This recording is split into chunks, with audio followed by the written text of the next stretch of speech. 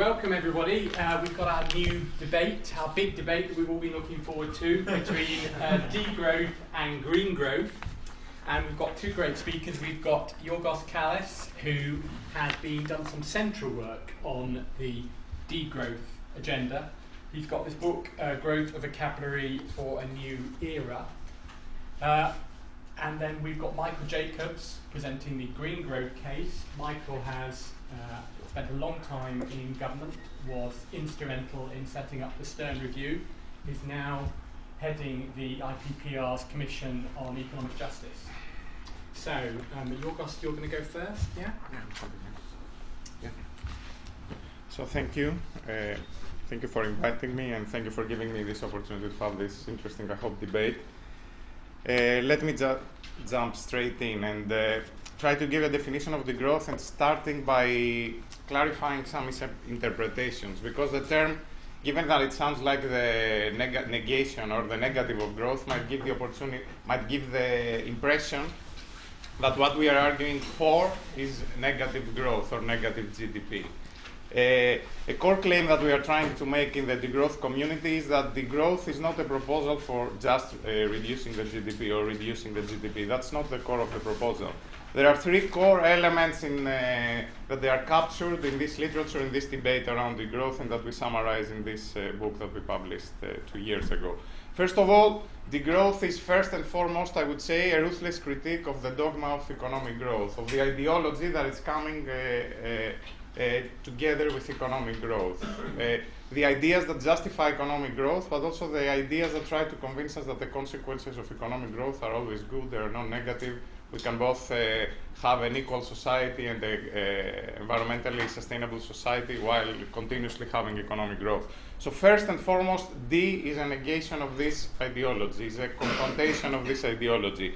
Second is a keyword around which we coordinate research for the search of alternatives. If we refute and refuse this one-way future consisting only of economic growth, what can we do? How do we manage employment? How do we manage work? How do we manage the welfare system that we heard yesterday from Max? How do we do these things in an economy that doesn't grow, even more in an economy that might even be shrinking? Finally, and here I think is the most controversial part and the part we're going to discuss more with Michael today, we are arguing that a downscaling of the economy is not only desirable in a sense, given the consequences, the negative consequences of continuous growth, but in a sense it's inevitable. And I want to emphasize this inevitable. We heard yesterday the scenarios with carbon budget by Kevin, and the future that is in front of us was quite bleak. And I think in one sense or the other, the economy is going to be smaller, let's say 1 century from now. Is it going to be smaller because of a climate disaster, or is it going to be smaller because of a prosperous way down?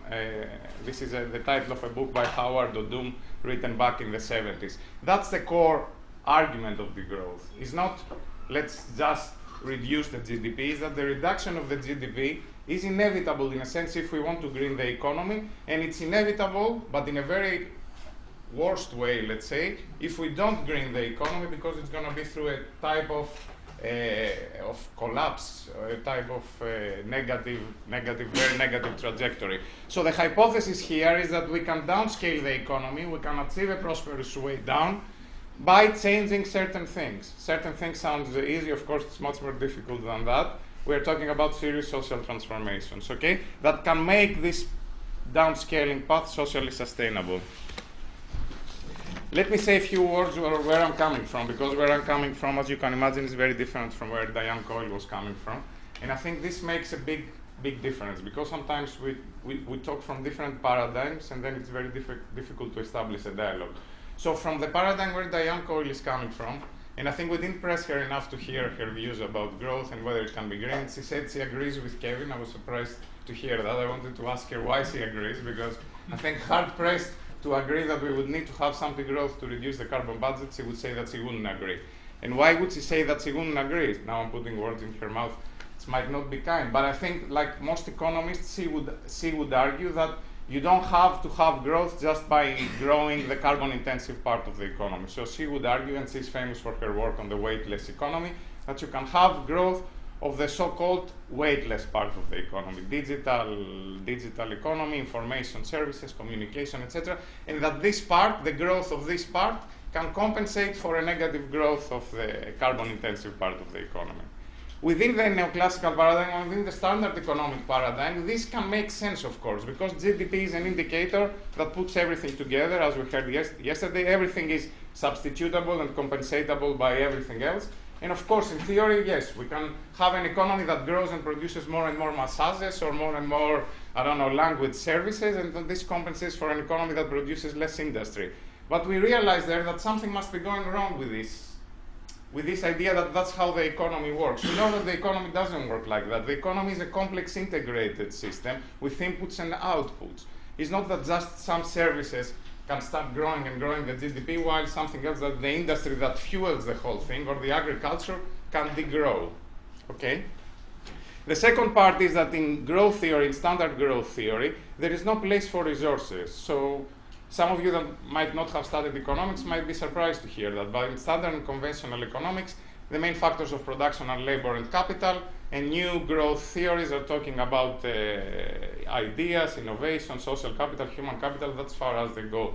As we say in ecological economics, you know, you make cakes and you make cookies with the oven and the workers. There's no fuel to fuel the oven. There is no flour to make the cookies. So this is the standard production function in economic growth theories when there is no place for resources. Now, ecological economics, where I come from, starts from a very different understanding of the economy.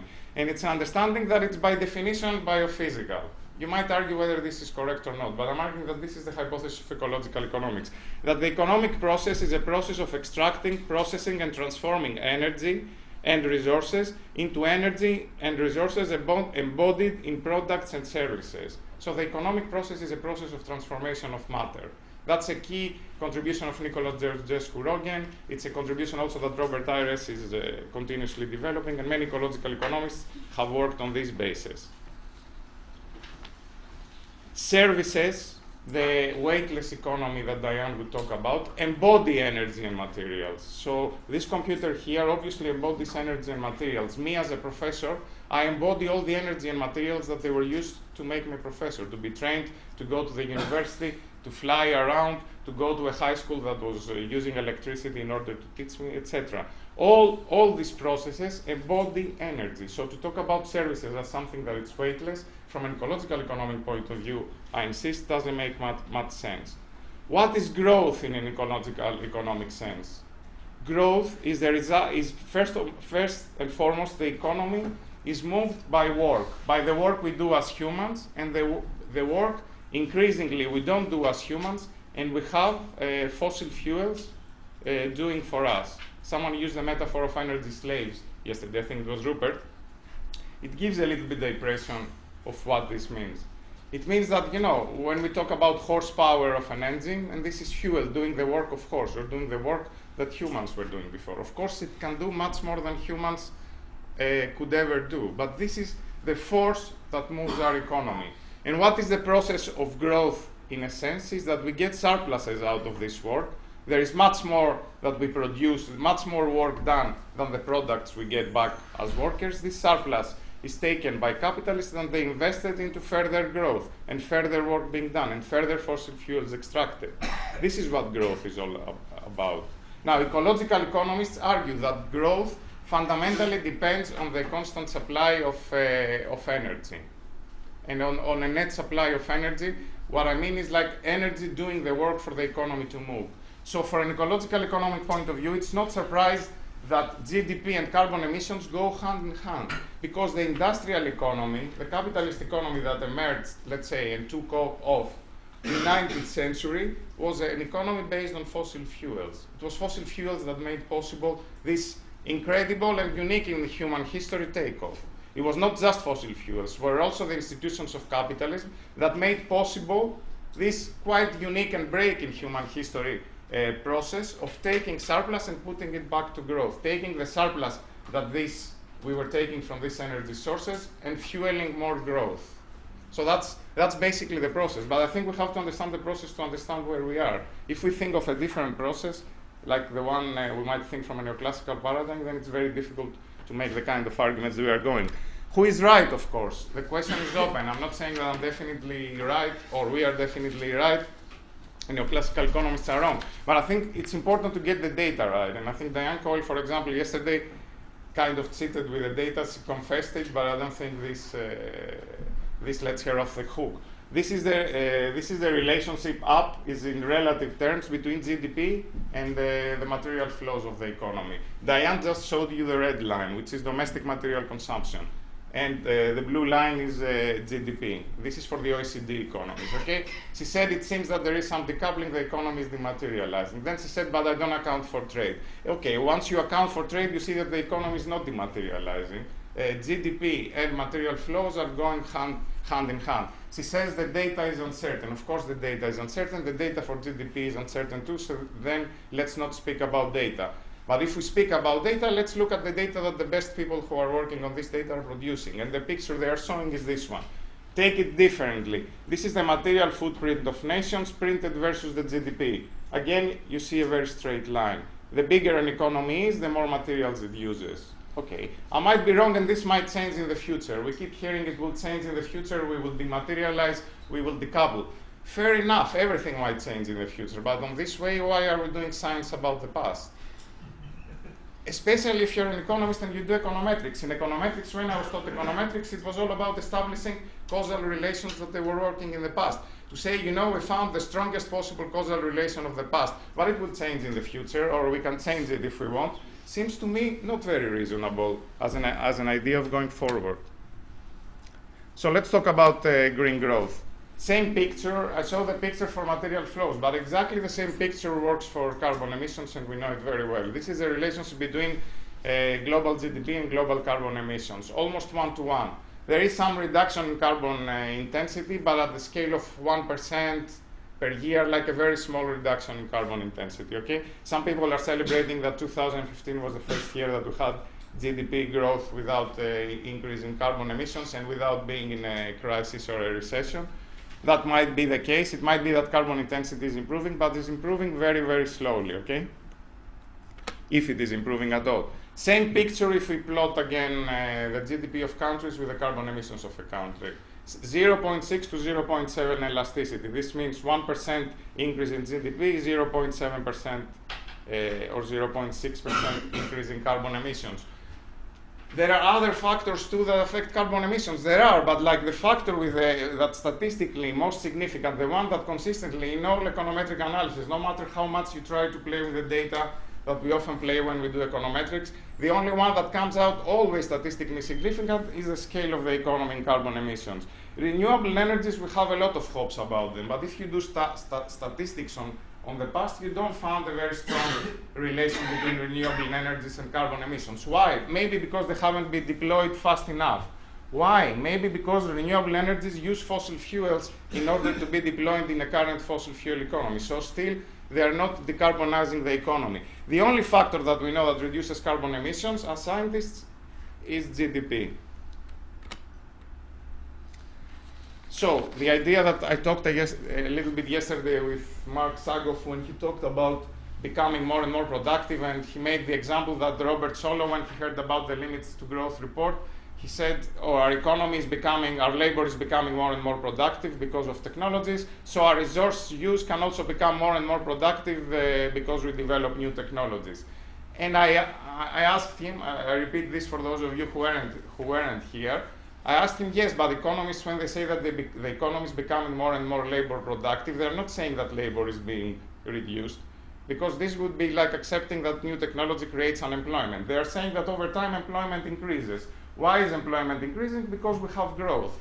And this makes sense. Precisely the same argument for resource productivity. As we become more and more resource productive, we save surpluses that we invest in further growth, further economic activities that employ more resources. Precisely for the reason we don't have unemployment, we don't have also unemployment of resources. We don't save resources by becoming more productive or by becoming more efficient.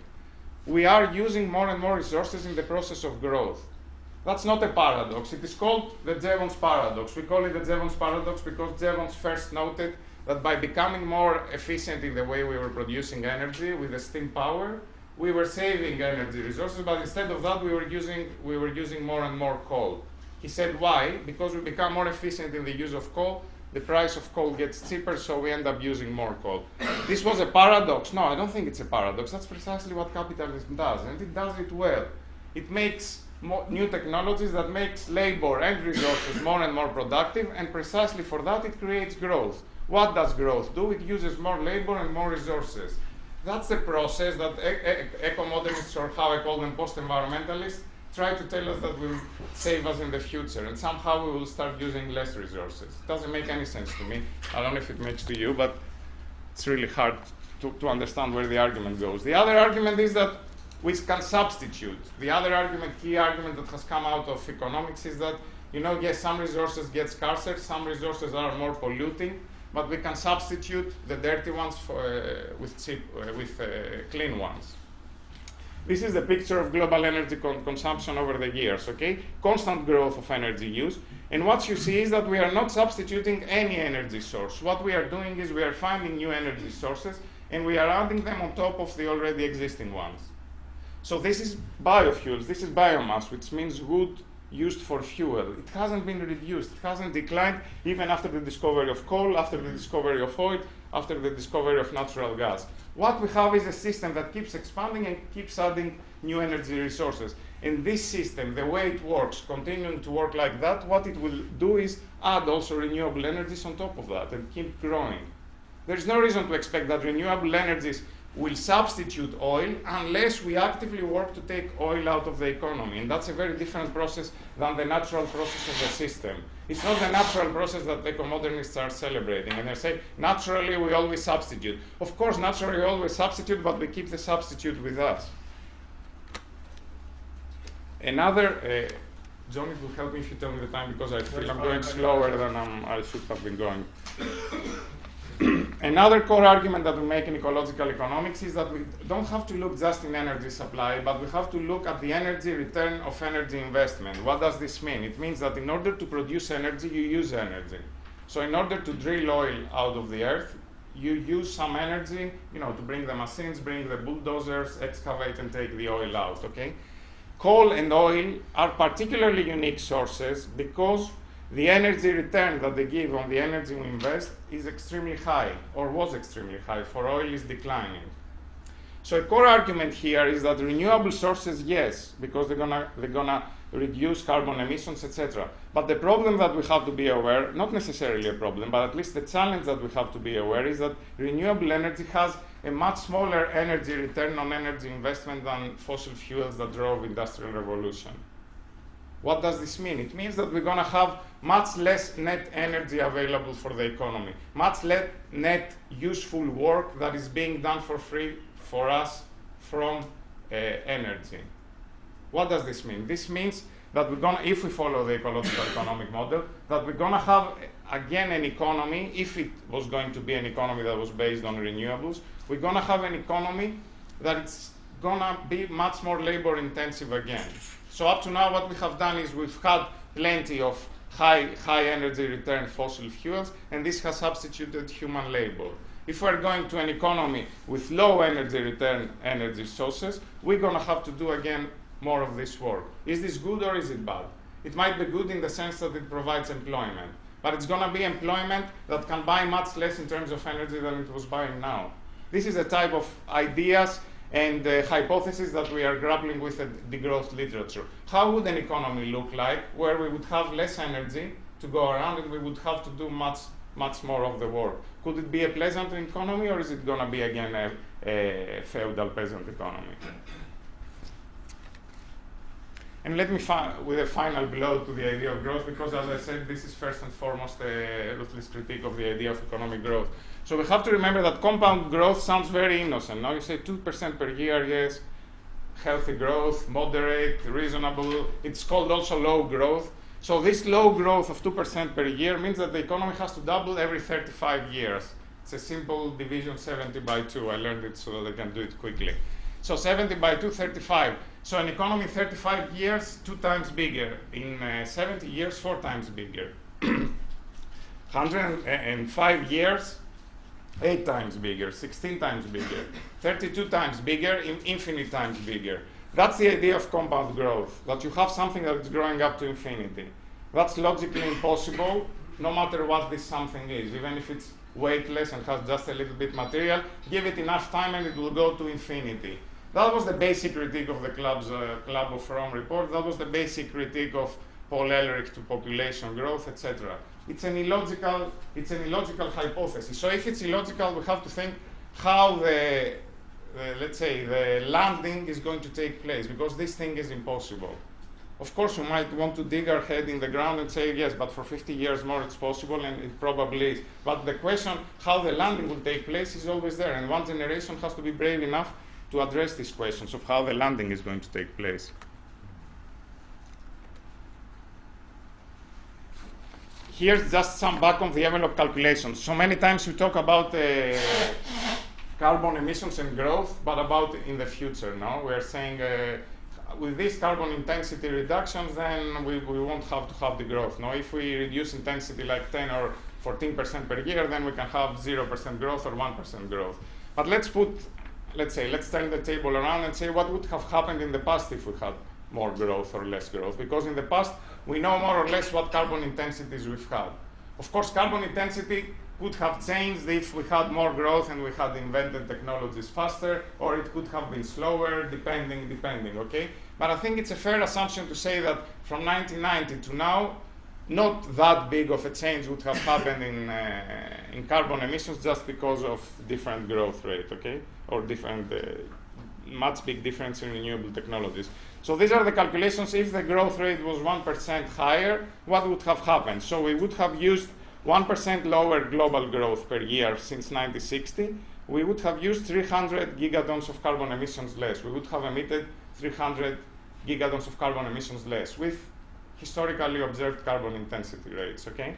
1% higher, and we would have emitted 442 gigatons of carbon emissions. If we follow Kevin's analysis that the carbon budget is anything between 590 to 1,200 gigatons, this means that by now we would almost be at the 2 degrees Celsius situation in terms of climate change. This would be just with 1% growth more each year for these past years. You go to 2%, it starts becoming an old wild assumption, because with 2% you would have a very different economy, but the calculation you see escalates. 1,000 gigatons more of carbon emissions, or even 2,000 if you go to 2% more. Okay? This is just to show how important the growth rate is for carbon emissions. Of course, we can make hypothetical examples that we have 100% reduction in carbon intensity, and then the rate of growth is irrelevant. But that's not the point. The point is the reality, the reality of the economy as it has worked up to now. There are many other advantages that a lower growth rate or less growth would have compared to, for example, a strategy even of renewable energy, which I'm in favor. With renewable energies, we know that there is also the problem of rebounds and leakages. You have more renewable energies, the price of fossil fuels goes down, you use more fossil fuels. You have less growth, this doesn't happen. You cannot have offshoring. For example, with renewable energies or with very stringent climate policies here in Britain, the industry goes to China, you bring your products from China, and then you have very good climate policy and carbon emissions in England, but if you put the imports in, you're using as much or even more carbon as before. With less growth, this doesn't happen. There is less growth, less production, and less consumption. So less carbon emissions overall. Less carbon emissions in your country and less carbon footprint. Another problem that I didn't hear in Kevin's presentation, but I think it was raised in the discussion, is that investing in renewable energies in an economy that is fossil fueled would burn a lot of fossil fuels. We don't know how much because we haven't done the calculations. But if we were to go to 100% electrification, imagine that we start now to put the electricity grid everywhere. What would we use to fuel all the works, the construction works that will be necessary to do that? We will use fossil fuels. We don't have already an electrified system. So this means that we will burn a lot in the transition, which I think is very problematic, and it's even more core argument to say that the growth rate is important. remember that the growth rate doesn't affect only carbon emissions, because here we are obsessed with climate change in this workshop, but it affects all other environmental pressures. So the only benefit is not just carbon emissions, it's a reduction of all other environmental pressures. And it's a reduction of all types of emissions, because renewable energies only reduce the emissions of factors that they have to do with the energy system. A reduction of the growth of economic activity typically reduces a little bit of everything, also of agricultural production, also of all types of emissions. And finally, as I said, in an economy that is green, I hypothesize that this economy, by definition, will have to be a smaller economy. So if we prepare for a smaller and downscaled economy, it's more likely that we can integrate renewable energies within our economy. If we keep going for an economy that has to grow, of course, renewables fall out of the picture. They fall out of the picture because they have a high cost, and at least initially they act as a brake on growth. Of course, you might argue in a Keynesian way, yes, we can have a stimulus based on renewable energies, and this will circulate money and will relaunch the economy, etc., etc. But the core question there remains biophysical, and it's, can the energy return of these sources be sufficient to maintain an economy of the current scale? If I am right and they can't, this Keynesian stimulus can only be short-term. You know, Keynes said you can just dig holes and pay people to do that, and this would be good for the economy. But it's not going to be good for the economy forever. If we just dig holes and cover them, this wouldn't maintain a sustainable economy that keeps growing. So the important question is, like, investing in these renewable sources can keep a growing economy. My hypothesis is it cannot, but it's not a problem for me. But it is a problem for a society that is based on growth, because we have to plan and prepare and think of how do we manage an economy without growth. How much time I have, John? Because I don't want. I think I made some core arguments. About 5 minutes, yeah. 5 minutes? Teach a chair. Let me see on which criticism I can focus.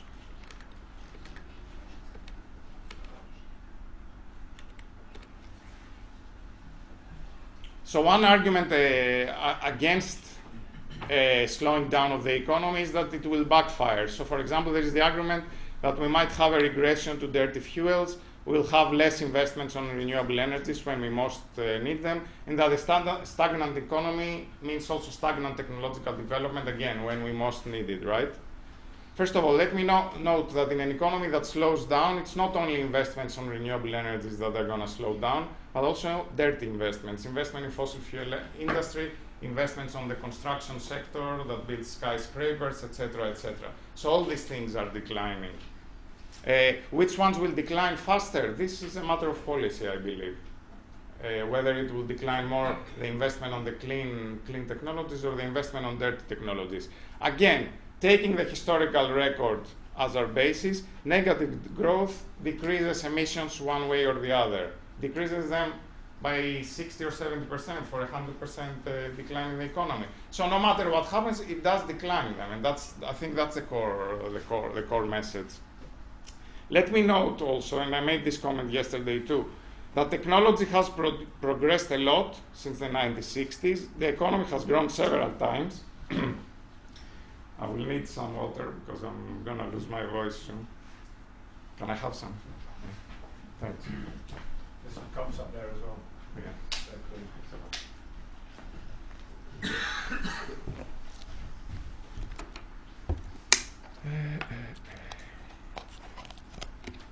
So the economy has grown several times. It has grown 7 times, I think, or so since the 1960s. That's a huge increase. But global carbon intensity has remained almost the same.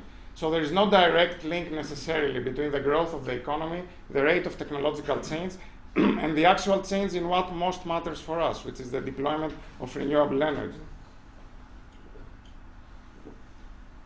And I think as engineers tell us, we already have the technologies that if we deployed them, we would already reduce carbon emissions to the levels we want. So it's not so much a matter that we need more and more innovation, more and more new technologies. We do have what we have, but we are not using it. Why we're not using it?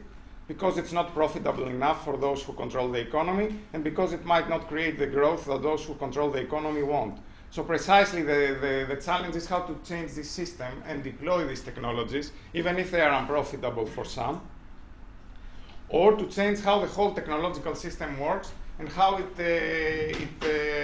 It rewards, for example, technological innovation. We heard yesterday from Mark Sagoff. The best thing I took from his presentation was the example with DDT and CFCs. He said they were phased out because the patents expired and the industry didn't want to keep them. That's like the level of irrationality our system has, you know? So when the industry didn't have patents and wasn't making money from DDT, it said, okay, better bring the environmentalists in to help us take it out and get some new patents. This is an irrational system, and a system, so within the degrowth community, we have discussions about what sort of technological system would we have in an economy that doesn't have growth. There is a lot of interesting ideas coming from the commons community about open source software, open source knowledge, changing the intellectual property rights. These are the discussions we have to have now. And these are the discussions that an interdisciplinary community seriously concerned with the challenges that Kevin put yesterday about a limited carbon budget has to have. How do we change the technological system? Not making the argument over and over that, you know, in order to have technology and technology growth, we need to have economic growth. Because I think this is not also supported by the past, or at least the past up to now. The other argument, which I think is a reasonable one and a correct one, is that economies that do not grow, capitalist economies to be more precise, that do not grow, are bent to collapse, no? They are bent to be unstable. Sure, they are bent to be unstable, but they are not necessarily unstable. So this is, okay, I'm not going to tell you exactly what it is because I'm running out of time. But basically this shows that in a country like Spain, a 1% reduction in the GDP leads to 1% increase in unemployment, okay? In a country like Spain, like Austria or Japan, in the other side of the graph, you need to have a 10% reduction in the GDP to get 1% reduction in 1% increase in unemployment. Okay, so this shows that there are countries with institutions, with labor market institutions that can handle the question of employment without growth. What do they do? I don't know because we don't study it. This is an IMF report. Dan O'Neill uses this figure. I took it from Dan O'Neill. It's an IMF report about the relationship between growth and unemployment. They don't talk at all about it. They say, oh, some idiosyncratic factors down there make these peculiar cases of Japan and Austria. No, the question is precisely what do Japan and Austria do so that without growth they manage to maintain employment? What sort of institutions would we need in a society without growth or with negative GDP growth in order to maintain meaningful work? In the degrowth community, we are talking and we are studying work sharing. We are studying the idea of a basic income. We are talking about changes in the taxation of income, in the taxation of resources. I'm not saying that each of these are panaceas or that they are silver bullets. No, they have problems. So changing the working hours has problems. But it needs to be studied and it needs to be discussed. It needs to be politically discussed and it needs to be discussed in terms of research. And I find it extreme that the only people who are discussing that is a relatively marginal but growing community of people who are contrarians to the idea of green growth.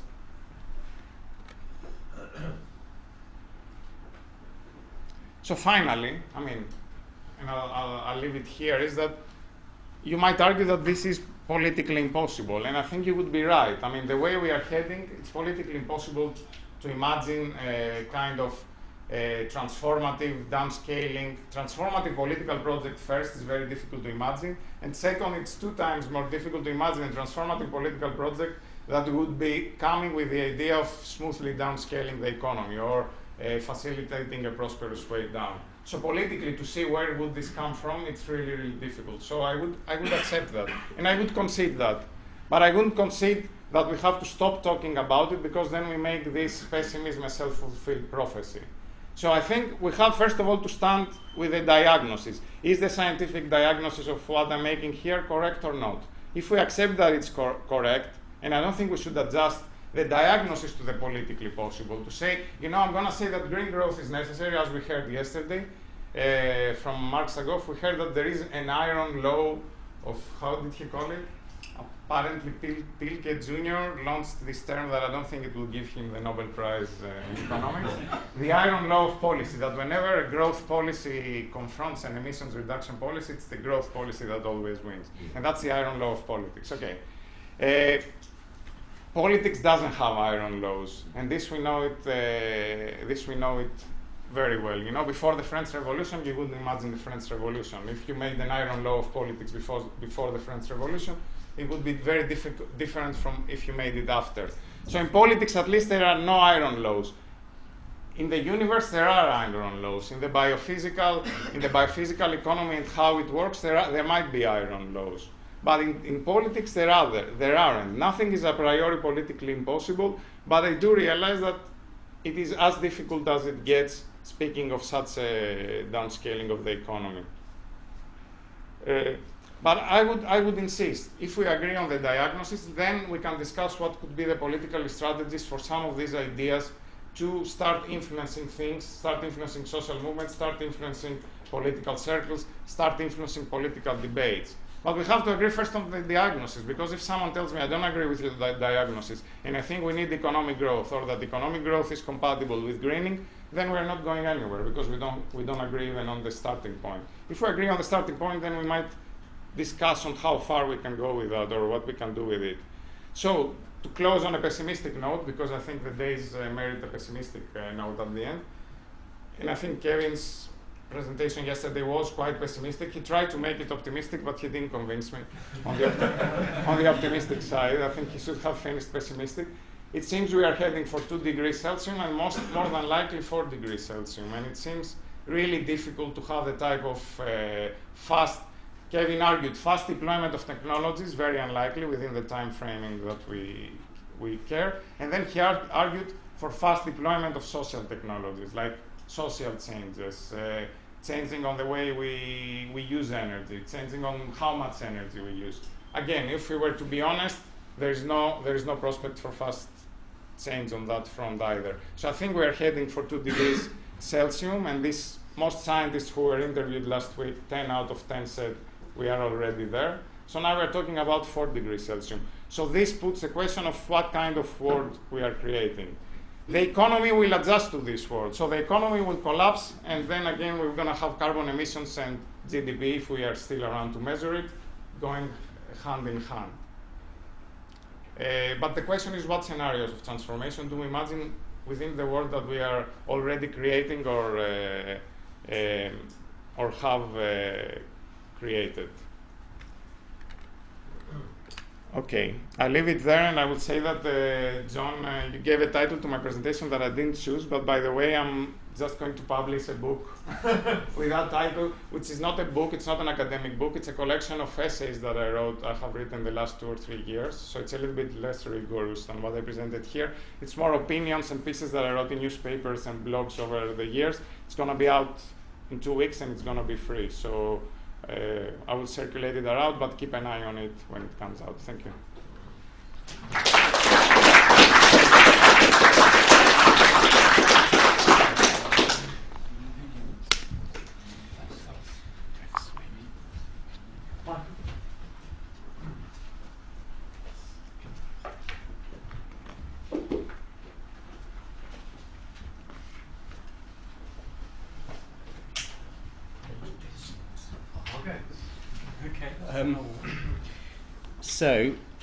Can I have the water back? Is that or just the bottle or something? Is it somebody else's altogether? Yeah. I'll just take a little bit of it. There's only a bit left. So I sorry about that. The resource limits are hitting quicker. Well, that can go back to. So I'm very pleased to be here. I'm really sorry I wasn't here yesterday, which means that I missed Kevin's contribution, although I suspect I know more or less what he said. And he's right. It's really a terrible situation we're in. I didn't hear Diane Coyle, although I've read lots of her stuff, and I didn't see Mark Sagoff. So I'm conscious that I'm coming into a debate kind of in the middle. And I apologise if the various things that I'm going to say have either been said before or have already been refuted. I have some remarks, but I'm going to abandon them and do something slightly risky. John said, do you have any slides? And I said I didn't. So I want to use Giorgos' slides. He's laid down a challenge, it seems to me, to people who believe in green growth, of which I am one. And the easiest way of addressing that challenge is actually to take it on in the way he has constructed it. So if you don't mind, I would like to use your slides and to try and show why I disagree with almost everything, not everything, but almost everything he said. But starting, I suspect, from exactly the same set of objectives. And this makes this debate really important, which is that I'm not going to speak for other people who defend green growth. I'm going to speak for myself, although I think a lot of people who are in my position do share this, although we will all be different. I think tackling the climate crisis is our number one economic priority, and more widely actually tackling the sustainability crisis more generally, because climate is by no means the only environmental problem we have to deal with, and in my view it's among the easier ones. You'll be pleased to hear that. And so that is absolute priority. The second absolute priority is justice, which I know is part of the subject here, and we live in an incredibly unjust world, which is in some respects, not in all, becoming more unjust. Not in all, we need to be careful about this. In China, many poor people have been lifted out of poverty over the last 20 years. That's true in other developing countries. And so on and so forth. But I definitely accept that it should be an economic priority to reduce inequalities. I also think, not as high a priority on my list, that the way in which we generate well-being, or we think we generate well-being in modern capitalist economies, is pretty crap. We don't do it very well. And indeed, it does seem to me, and I think that the green analysis of the historical periods here, is that we've become worse and worse in it in Western capitalist economies. That if you look at the evidence on perceived living standards as well as objectively measured living standards, there was a long period after the war when people did feel that their life satisfaction was rising. There were lots and lots of problems with that model, and in around the mid-1970s, the evidence does suggest that Western capitalist economies became worse and worse at doing it, and people no longer felt as if their living standards or their quality of life, their life satisfaction, the various kinds of measures that have been made have been rising. And it does seem to me that we live in a very bizarrely constructed economy now, in which we produce an awful lot of stuff and we generate very little benefit, net social benefit out of it. And so I start with those three kind of political, value-based priorities. But I want to focus on the first and to some extent the second. I'm going to leave the arguments about well-being to one side. So I don't know whether, how do I get back? Was there a clicker, or are we just using these? Yeah, fine. Let me go back to, it's great to have slides done for you. So let me. I want to focus on. We could come back to the justice and well-being arguments. I want to focus on the core relationship between environmental damage and climate change and economic growth. So this is a slide I agree with, and I am not a neoclassical economist. My first book on this subject, The Green Economy, written as far back as 1991. Was an attempt to show that the kind of neoclassical environmental economics, which at that point had begun to emerge into the public domain, David Pearson and so on, was fundamentally misunderstood the philosophical nature and indeed biophysical nature of the natural environment, its relationship to the economy. And I completely accept the ecological economics approach based on Giorgos, which is that the biophysical economy is that the economy is fundamentally a biophysical process, and that it is the process of extracting energy and materials from the natural environment, and of creating value out of that. And this is really, really important. This is where I want to emphasize something that has not been emphasized so far. And then inevitably, that energy and those energy and materials have to return to the natural environment in some form, not in any form, in fact, but in an entropically more disordered form. And that is the first and second law of thermodynamics. You can't create or destroy energy and matter, and the process of entropy creates disorder, unless you apply external energy sources to it, of course. And that's another crucial point that was missing from the account earlier. That is, I don't think this is a question of choosing between neoclassical economics and ecological economics. That's a fact. And that is the way in which the universe works. And the economy is very well described, it seems to me, as that process. But you have to remember that the middle bit, which is what the economy does, is create value out of that flow of energy and resources. And GDP is a measure of the value that is created out of those processes. And GDP is a measure of the value that human beings, in the slightly bizarre but nevertheless now well-structured way in which we run an economy, judge things to have value. And it's monetary value, so if we did most of the things in the economy without money, without exchange, as we do some things, a lot of care goes on outside that, then that's not measured in GDP, in which case GDP is really not measuring what's going on at all. So there are real problems with this. But when we talk about growth in economics, we are talking about GDP growth, and GDP growth is some measure of the value that is created and the activity that's created out of those processes. But it does not get rid of that fundamental process. So I am fundamentally in agreement here. However, let us remember that the second law of thermodynamics, the entropy law, does not say that within a system you can only ever tend to entropy. Because if you apply energy into that system, so you increase the energy flow, you can reverse the entropic flows. And that's, broadly speaking, what we have to do in our economy. And the reason we're able to do that is because our economy is not bounded in its energy sources. We do not rely now, and we do not have to rely, on the fossil fuels that are embedded in the human economy. We can now rely on the external sources of energy provided to us by the sun and gravity, normally through wind. And this is really important in the thermodynamic understanding of the economy. That the core climate problem we have at a biophysical level is because we powered our economy for 200 years, and we continue to do it. 80% of energy in the world economy is still fossil fuels. Through the embodied energy in fossil fuels, which is inside our system and not part of the external environment, we are generating CO2 that is disordered, and in a sense climate change is a wonderful example, terrible example, of entropy at work. We don't have to. We can power this economy through renewable resources of various kinds.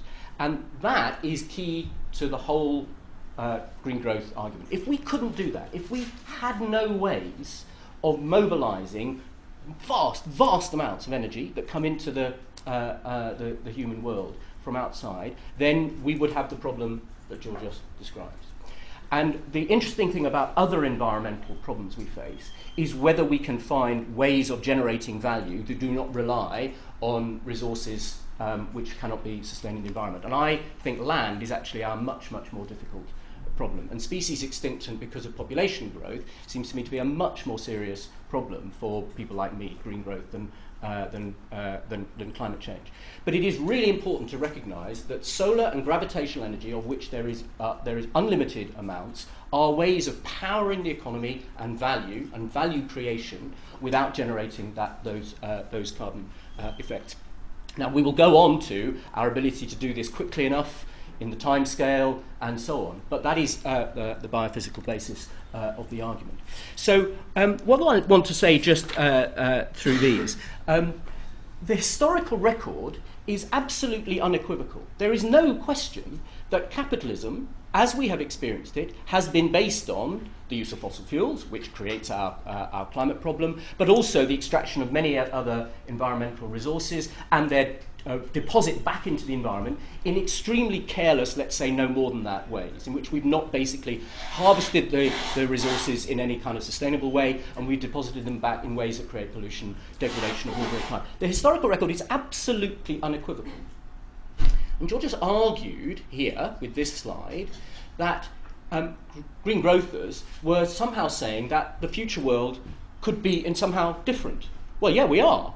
But his argument is also that the future world has to be different, because he's saying GDP now has to go down, which is an even more different thing.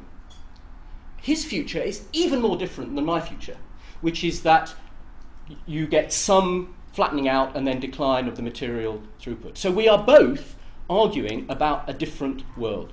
Neither of us can sustain an argument that the world is going to be like it was before. And my argument is absolutely not based on saying there is some inevitable process. I didn't hear Mark Sagoff. I'm absolutely astonished if he is now saying that there are some kind of natural processes in capitalism which generate decoupling and which generate technological innovation which then reduce environmental impacts and so on. I think that is a bizarre thing to say, because all the experience we have now of doing this is that it's done under huge intervention within the economy. We've not got renewable energy occurring now, really on a very significant scale. More renewable energy now being added to the power system around the world than fossil fuels are being added to the system. This is a very serious thing that's now happening. We have not got that through some natural process. We've got it through intervention at policy. And the nexus between policy and technological development is really important to recognise how this works. Yes, now solar power is sweeping the world because the price has come down below the price of fossil fuels, and it's now economic within the capitalist system, and people are making money out of this. Brilliant, in my view. That's not because some natural process. It's because Germany introduced the feed-in tariff in the early 1990s, gradually introduced solar power way above parity with fossil fuels. That generated a market. The Chinese then got into the market, partly because they wanted to do some of this themselves, partly because they had the scale. They built the scale, that reduced the price, and now we're gone. This is the nexus of technological innovation with policy. Anybody who thinks that there is some eco-modernist idea that all of this happens naturally is mad, in my view, absolutely mad. And in a sense, this is my crucial first point that I want to put across. The kind of world that I want to bring about is brought about through political intervention and policy. It's not in any sense a natural process. So this historical record, I completely agree with this. I want a different future, but so do degrowthers. And they, in my view, want a much more radically different future, one in which the growth rate falls as well. So I am perfectly happy with the historical analysis here. So I will try and do something in this, but in reverse. This is true historically. There's absolutely no question that this is true historically. But over the last 10 years, we have started to decouple CO2 emissions from GDP growth. There's a very obvious reason for this, which is the biophysical reason. We've been using fossil fuels to do this. If you do that, you get climate change. So that's completely agree with that. The question is, can you decouple economic growth from CO2 emissions? And that has been happening. You had here, let me come, I think, which one was it? No, maybe I'll go back. The point was made that you referred to Diane Coyle and the decoupling of CO2 emissions from growth in developed countries, and we've exported some of that. So the record is that we have very significantly decoupled growth now from CO2 emissions in developed economies. If you add back in all the imports we get from other countries, it is a lesser rate of decoupling, but it is not a negative rate. And there is a very simple reason for that, which is we are using energy more efficiently and we are using more renewable resources, although we barely started down that path. If you look, we've got now about 20 to 25% renewable energy in our power system, almost none in our heating system, almost none in our transport system. So we have gone hardly down this path, but we have started on that path. There is a rebound effect, so yes, Jevons is right. Jevons is absolutely right. There is a rebound effect. If you become more efficient, you reduce the price of the good, then you use more, and so on. But the rebound effect is smaller empirically than the reduction effect. So yes, there is a rebound effect. This system does have a negative feedback, but we are doing that. And of course, the interesting thing now is China is doing it too. And China is, of course, the test case of all of this, because, frankly, what we do in this country is almost neither here nor there. It's very important politically, but in terms of the global impact, the real test is China. And China is going to be and China does look as if it's now flattening CO2 emissions, rather remarkably. We can't really rely on Chinese statistics particularly. The one that I particularly don't agree with, I think that the CO2 and coal ones are pretty reliable, are the growth statistics, and I think the reason that CO2 appears to have flattened in China over the last 2 years is actually their growth rate is almost certainly less than the publicly stated growth rate, but that's great. That's a good thing because it is definitely helping China flatten emissions. And if we could do this, so if we had a situation where, because China is also now rapidly investing in renewable energy and becoming more energy efficient and so on, we were able to flatten the emissions profile, you would see a global decoupling. And that's what the models suggest. And that's the argument. The theoretical argument is that we can decouple growth and CO2 emissions. Now, there's a question of scale, and I want to come to that in a second. But the potential, the technological potential and the economic potential within a capitalist system to decouple growth and CO2 emissions seems to me now evidenced. Scale, let's leave scale for the moment, but we can do it. And we can do it for a very simple reason to understand, which is that we don't need fossil fuels to generate energy. We need them right now, absolutely. We can't do it all by renewables, but increasingly we're seeing how we could use renewables for more or less all uses of energy. And those technologies are being developed under policy incentive gradually, but you can see it in power now, particularly as storage comes in. You can see it in how heat could be mostly through electricity, and you can see it in transport. I think there are lots of other, let's leave other environmental factors aside. But that is clearly technologically possible, and it's beginning to occur, and the decoupling is occurring, despite rebound effects and so on. And it simply isn't good enough to say, because history has been like this, therefore the future has to be like this. If we know that if we carry on like this, it's a disaster. We have to change very, very radically. And green growthers come in all stripes, and there are some green growthers who don't want to change things very much, actually. They are looking for very small incremental changes. I am one of those who's looking for very, very significant change because I understand the scale of the problem. But the history is not a guide to either of our futures. We've got to change this history very, very radically. So this is... let me just take a sip. I think at this point, I think, making my notes about this, that Giorgos said at this point that I think when we get to compound growth, this is the point, that this is logically impossible, which is true. Remember what we're talking about. If we were talking about resource use or CO2 emissions, the problem is very early on this. The problem is right down at the bottom on the left-hand side of this.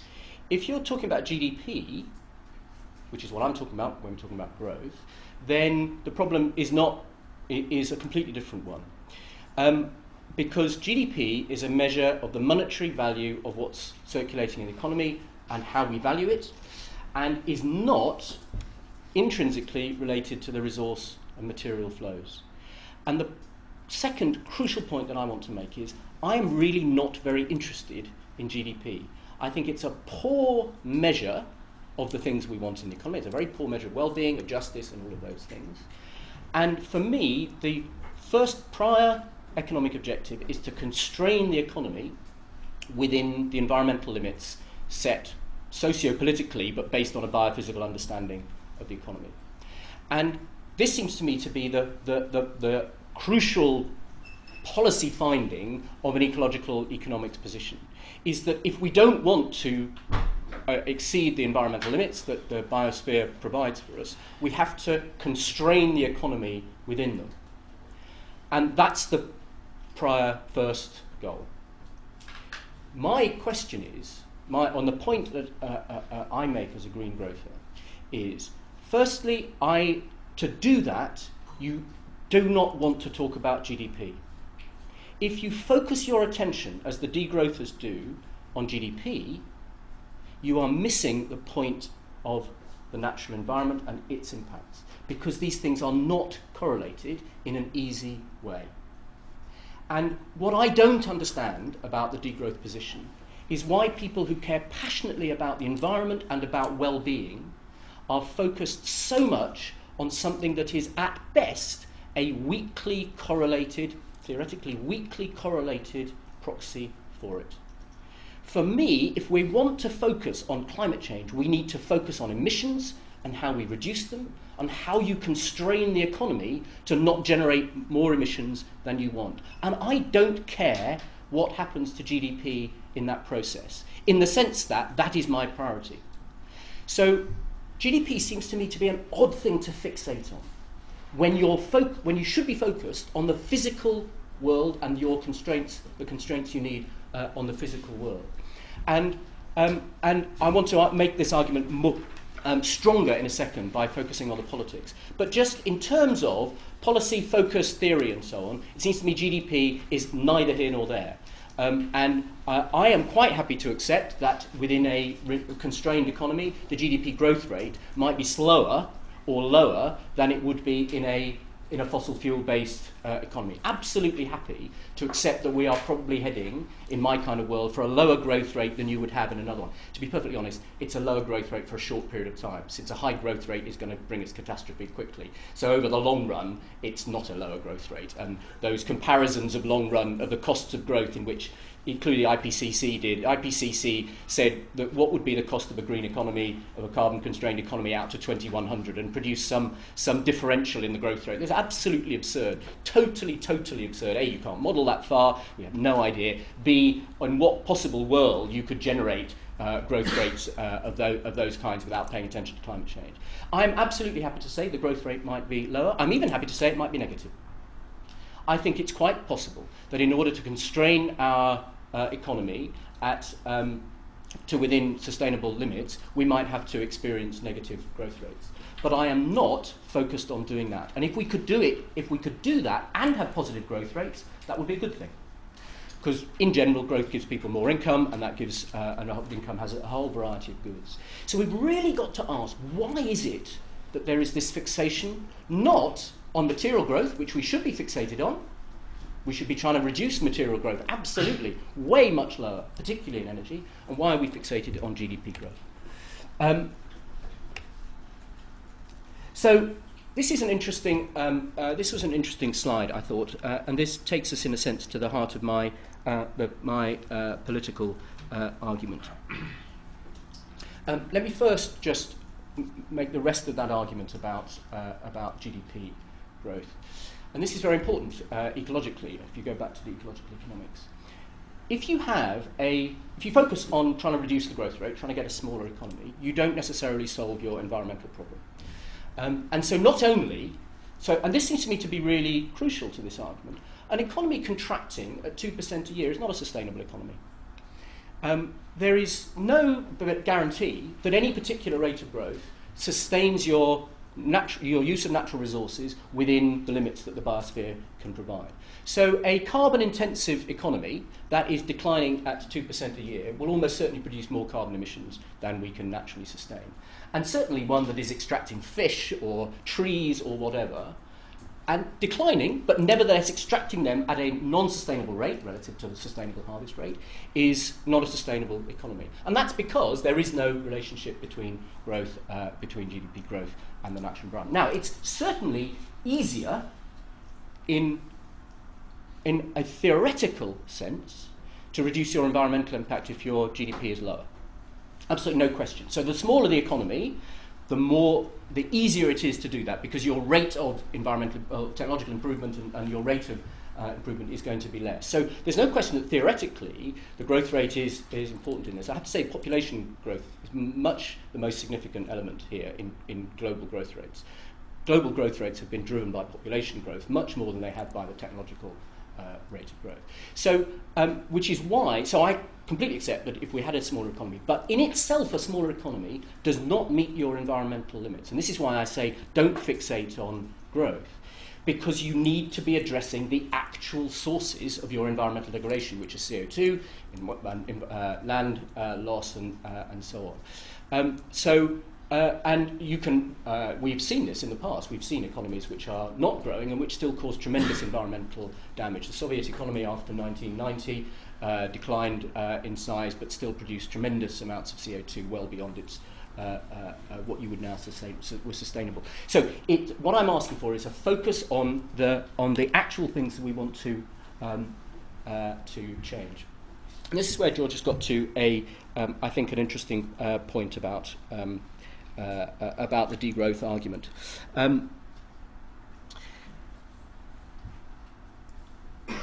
I presume he's on the left and I'm on the right here. I'm in favour of renewable energy and climate change policy, and I agree we have to do all that. And so I completely agree that you can't do little bits of it here or there. You've got to do all of this. And it's got to be international, which is why we have a Paris Climate Agreement. None of us are trying to do this only domestically. I think this is the hardest, and I think the biggest challenge, the position I take, is whether you can simultaneously constrain all the different things we need to constrain simultaneously. But we certainly have to do all of these things. This is a radical transformation in the kind of capitalist system we have now. There's absolutely no question that dealing with this, dealing with climate change on its own level and all the rest, is a radical change in the kind of climate system, capitalist system we have now. The question, in my mind, is whether it is completely impossible to conceive that we could do this within a capitalist system, democratic societies of the kind we have now, which look not too dissimilar from the kind we have now, or you need to move to a completely different kind of society with very, very different kind of economic structures, different kinds of ownership of capital, and so on, in order to be able to achieve this. This slide suggests that at a policy, at a sort of technological level, we're in the same place. We know we need to do these very radical things. We need to run the economy technologically very, very differently. The question is, how do you do that? And for me, this is the most important philosophical question of all. It's a question that is deeply pragmatic in form, and I'm going to make this argument of the case, but for me, this is a deeply philosophical question. Because if your conclusion is that, in my view, in order to achieve what we want to achieve, you have to move to a society which is fundamentally different in almost all respects from the one we live in now, then I think you are giving in. And I think you are conceding that it is impossible to act in our present world, and we will give up on any possibility of holding the world to 2.1, 2.2. And remember, 2 degrees is an arbitrary threshold. It's an arbitrary number, and it was an arbitrary choice.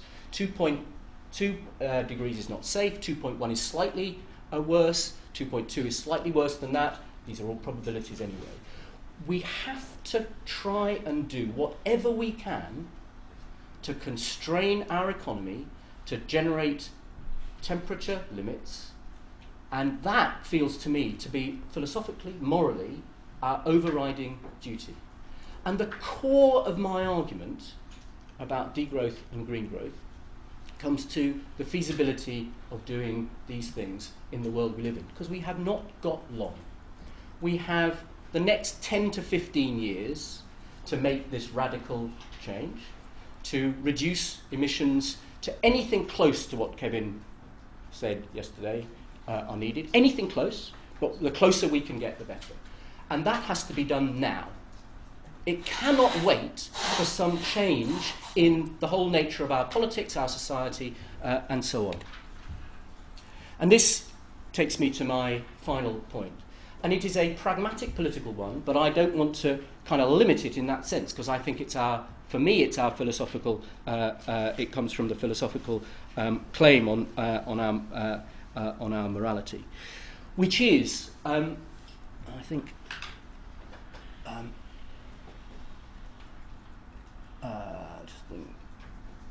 which belongs in this sphere. I think if you look at our chances of reaching Kevin's, anywhere near the requirements that Kevin has set out, in the real world that we live in, you've got to say that the degrowth strategy is a very, very long shot. It doesn't look as if it will attract the kind of public support or the political support or the support amongst the owners of capital to have any impact on the actual world that we will live in for the next 10 to 15 years when we have to do this thing. And green growth looks as if it might do. And we've got some evidence for this, which is that the change in those historical pictures that were put up here of this global economy in which GDP and CO2 emissions are inextricably linked has occurred in the last 10 years, and that's the period that it's occurred in. In those 10 years, we have begun to install renewable energy technologies, do various other things technologically and within the capitalist system in such a way that we've got the first bits of decoupling. Nowhere near enough, but we've started on that process. And we are now on an accelerating process. So that process is accelerating, and it's accelerating almost everywhere in the world. An extraordinary triumph of Paris was to get every country in the world at least committed to this path, and at least acknowledging of where they needed to go, which was phasing out fossil fuels altogether. Rather extraordinary, absolutely extraordinary commitment that countries made in Paris. Now, only a piece of paper at this stage, but nevertheless much more progress than we've ever had before. How has that happened? That has happened because people have been arguing for and accepting the arguments for green growth.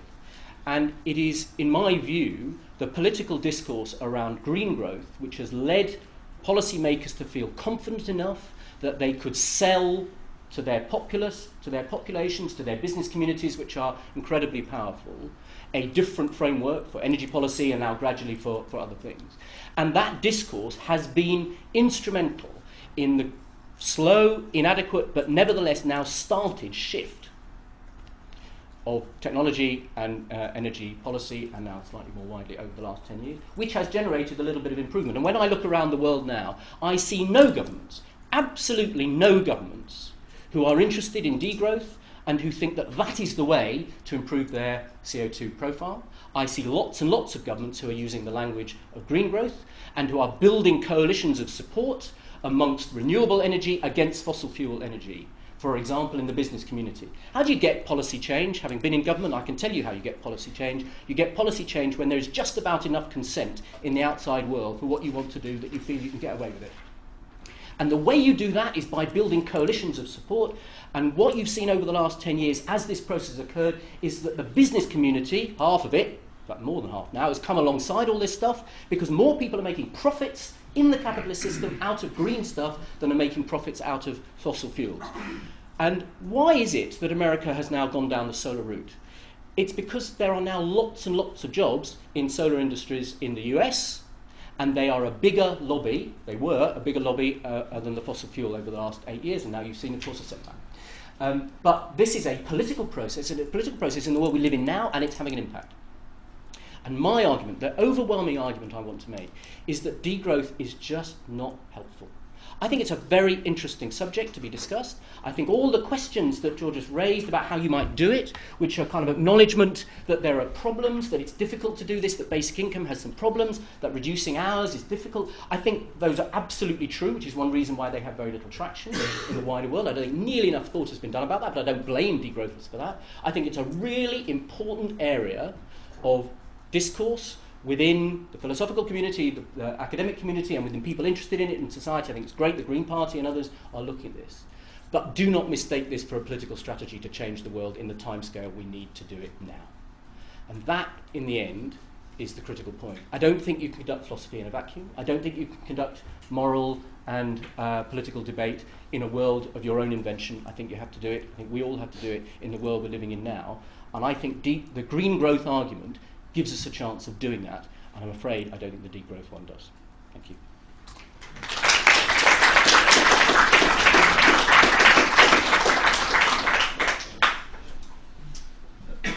Right, I'm expecting you to queue for questions. I'm going to have a bit of a Yeah, exchange let's have first. a bit Oh, of yeah. yeah. So if you want to respond to each other. I can say a few points. Okay, it's going to be here and there. First of all, let me make clear that I'm not arguing against the strategy of renewable energy, phasing out fossil fuels, creating coalitions between workers and environmentalists to push governments to do all these things. So that's not my argument, okay? I'm arguing that all these things are important, they are super important, and they are a main area where we should put our political forces. So what Michael has done is very important, and his work he has done within the government is very important. So I'm not denying the importance of any of that, okay? I'm not naive and I'm not living in a world of my own imagination. I understand how the real world works. But at the same time, I think it's really important to have a diagnosis, if we believe in it, and if the facts, the way we see the facts, believe that this is how things are, that we are loyal to that. So as I said, the political strategy we use, given our analysis of the situation, can differ. I'm not arguing, even in the current municipality of Barcelona, that it's as radical as it can get, that's the best thing I could ever imagine happening politically. I wouldn't tell them to go out with a strategy that it's explicitly in the name of degrowth, okay?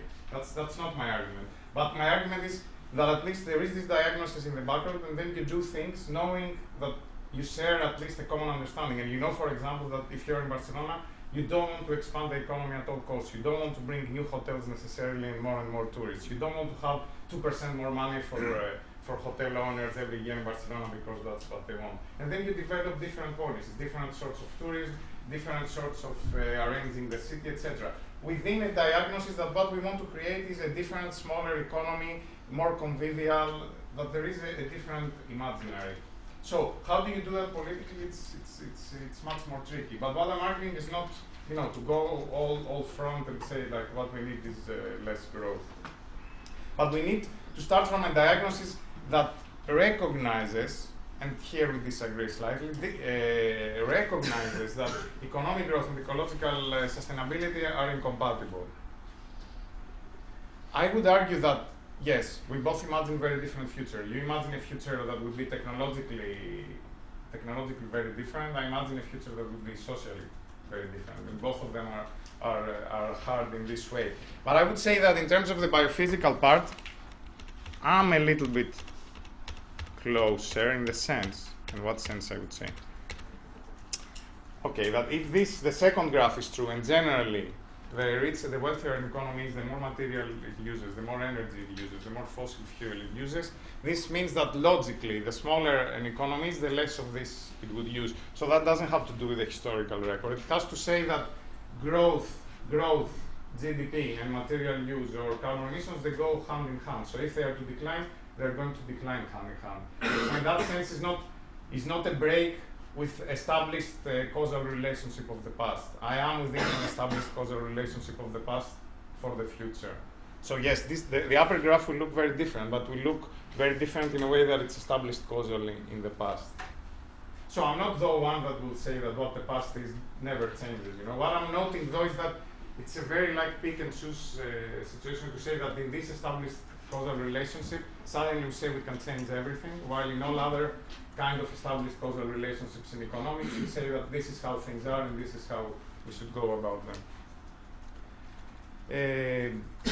My problem is that the green growth discourse, or whatever is done in the green economy discourse, renewable energies, etc., that they meet their limit precisely when they confront the challenge of economic growth. So I think it's a false strategy, even for those who are in support of the green economy, to couch the strategy in terms of economic growth.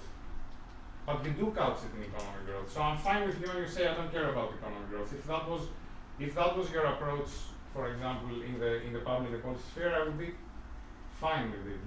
To say I don't really care what happens to economic growth, and I think it might also decline. You said that, no? So to that I would agree. But when you couch it in terms of economic growth, of course what happens is what happened to Obama, that he tried a green stimulus program, it didn't seem to work very fast, so then he started backtracking because he needed to create growth. And how do you create growth fast? You might create growth fast, unfortunately, the way Trump is going to create it, building bridges, pouring money and making highways, because that's what creates growth. So when you couch your strategy in terms of growth, the people who can bring growth faster and dirtier, you give them also the argument for doing it. It's very different if you say, we want to build a green economy, and we accept that this green economy might be very different, might be smaller, it might not be an economy of GDP, it might be an economy that GDP declines, but that's not a problem. Okay?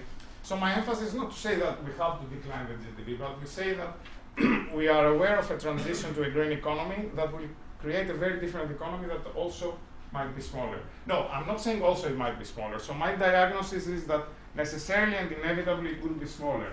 And then there is a huge challenge of how you manage that, because we know that right now capitalist economies cannot manage situations of recession. Most of them. Japan has kind of managed them.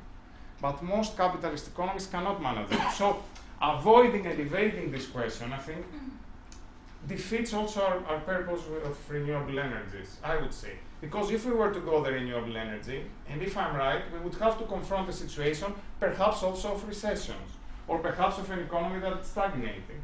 And we would have to be ready to manage this type of economies. But right now, both left and right, both, I would say, the Labour Party to the extent that I know here, and the Conservatives, are not confronting, or the Democrats and the Republicans in the US, are not confronting this situation. I haven't heard anyone saying, could we perhaps have some policies that would let us manage without growth? Could we change the labor market in a way that it would be sustainable without growth? could we do something different in terms of basic income or in the way we tax income or we distribute income to have a more equal society without growth? No, it is, we need growth at all costs, and growth is going to solve many of these problems. And I think this creates a huge practical hurdle for a transition to a green economy, if that's what we care, but that's not the only thing we care. But if that's the main thing we care, it creates a huge hurdle, because in a sense the iron law of Pilkey Jr. has a point there, because when you confront lack of growth, and it's like either we go for renewable energy and climate change, or we go for growth in that sense is going to win. While if you create a political or a intellectual discourse that it's like growth, like you said, Michael, you know, like growth doesn't increase, but I don't really care about it. Then it makes at least the transition much easier, I would say.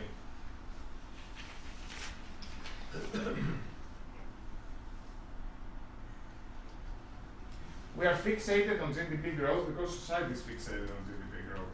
So right now, economies, societies are still fixated on GDP growth. If society was not fixated on GDP growth, the degrowth critique would lose its importance. So it's not a fixation because we think that that's the most important thing in general, but because that's the most important thing right now in policy discussions, etc. And because we think it's the most important hurdle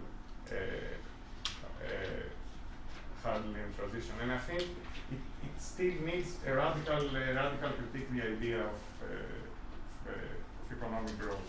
Let me leave it there and see what people would say. Can I come up on one point? Because everybody in the audience, I'm sure, wants to make points as well.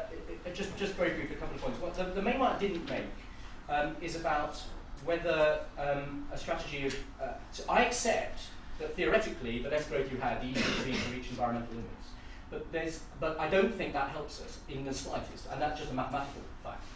I don't think that helps us in the slightest, because in order to get emissions down, we need to invest in different technologies and uses. These are not brand new technologies, and I agree with you, most of the technologies we've got are available, not all of them by any means, not all of them by any means. And investment is not promoted in a GDP declining economy.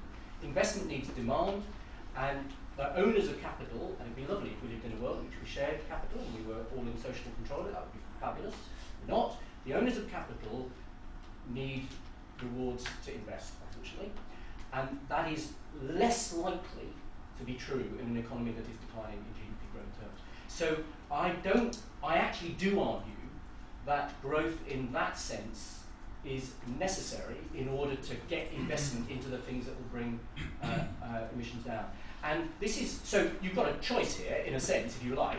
You can say we're more likely to reduce emissions at the rate we need by going for a degrowth strategy, in which we have less investment, because it won't happen in an economy that's declining, and we'll try and get emissions down through our degrowth.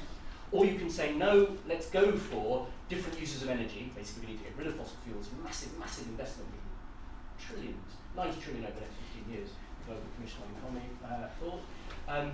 And that's the strategy, in which case the growth comes, because it gets that, it's much more likely to get that investment, and that's what we see.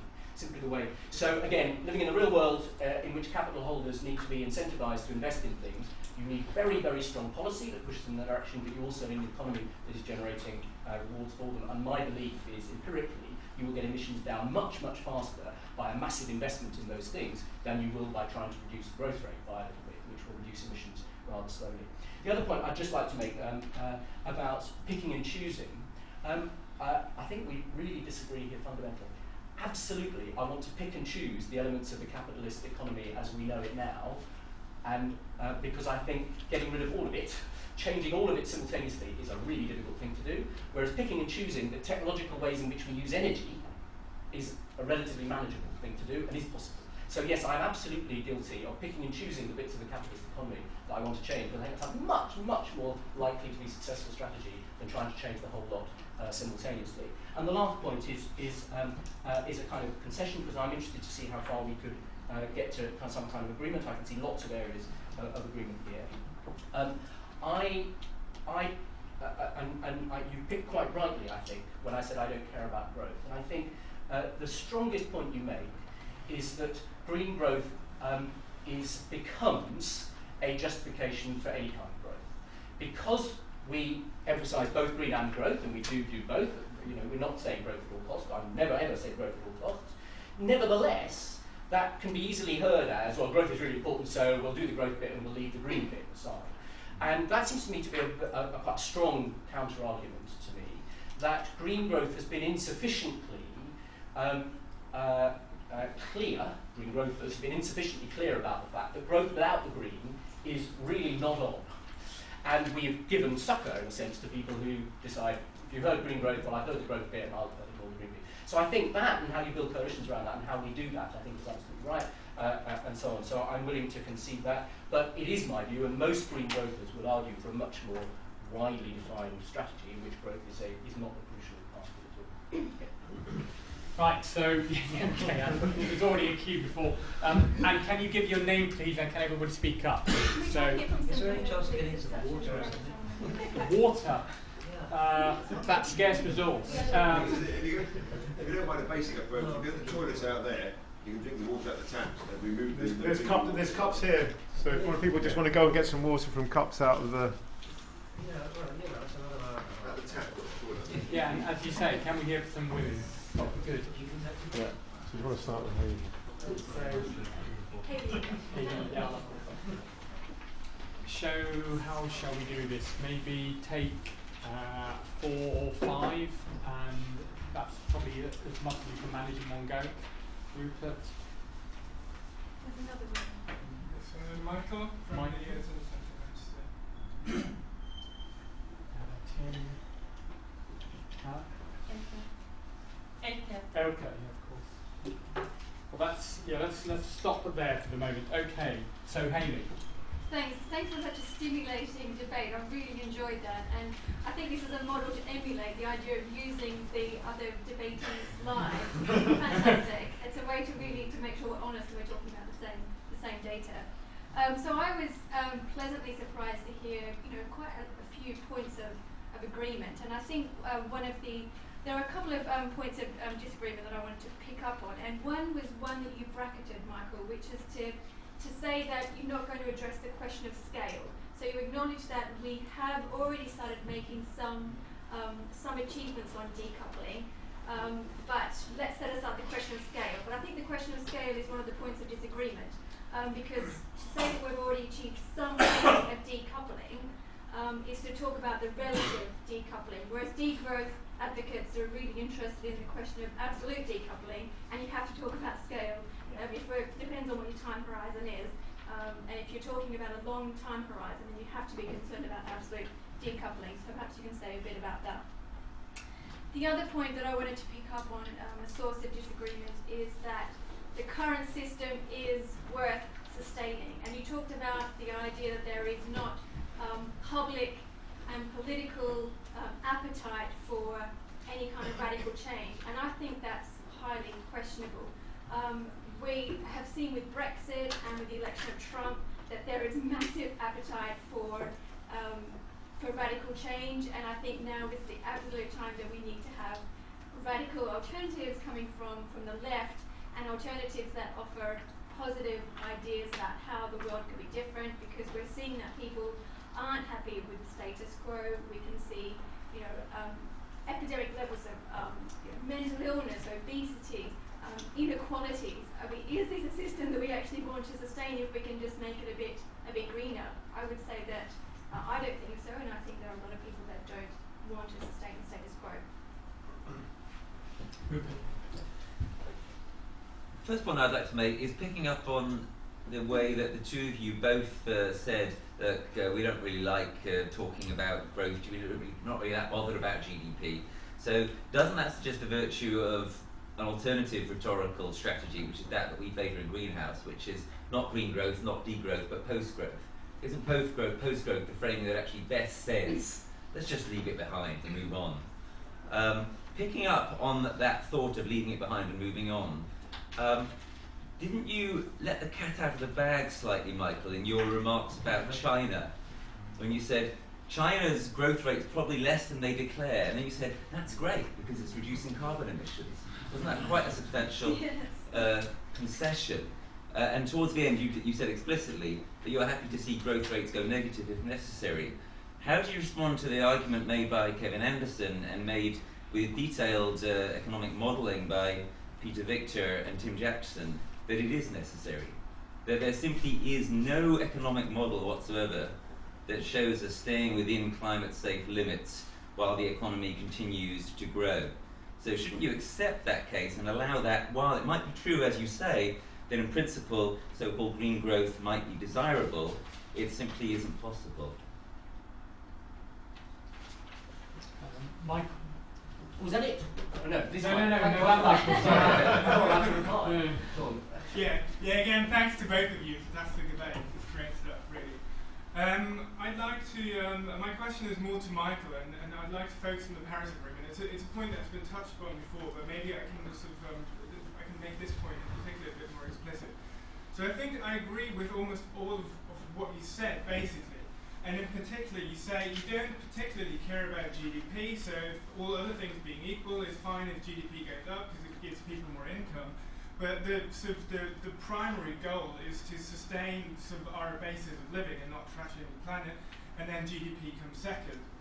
However, I wonder in Paris how many of the countries that signed up to this would share that sentiment, and for how many of the countries, in fact, would growth trump saving the environment or the planet or comporting ourselves sustainably.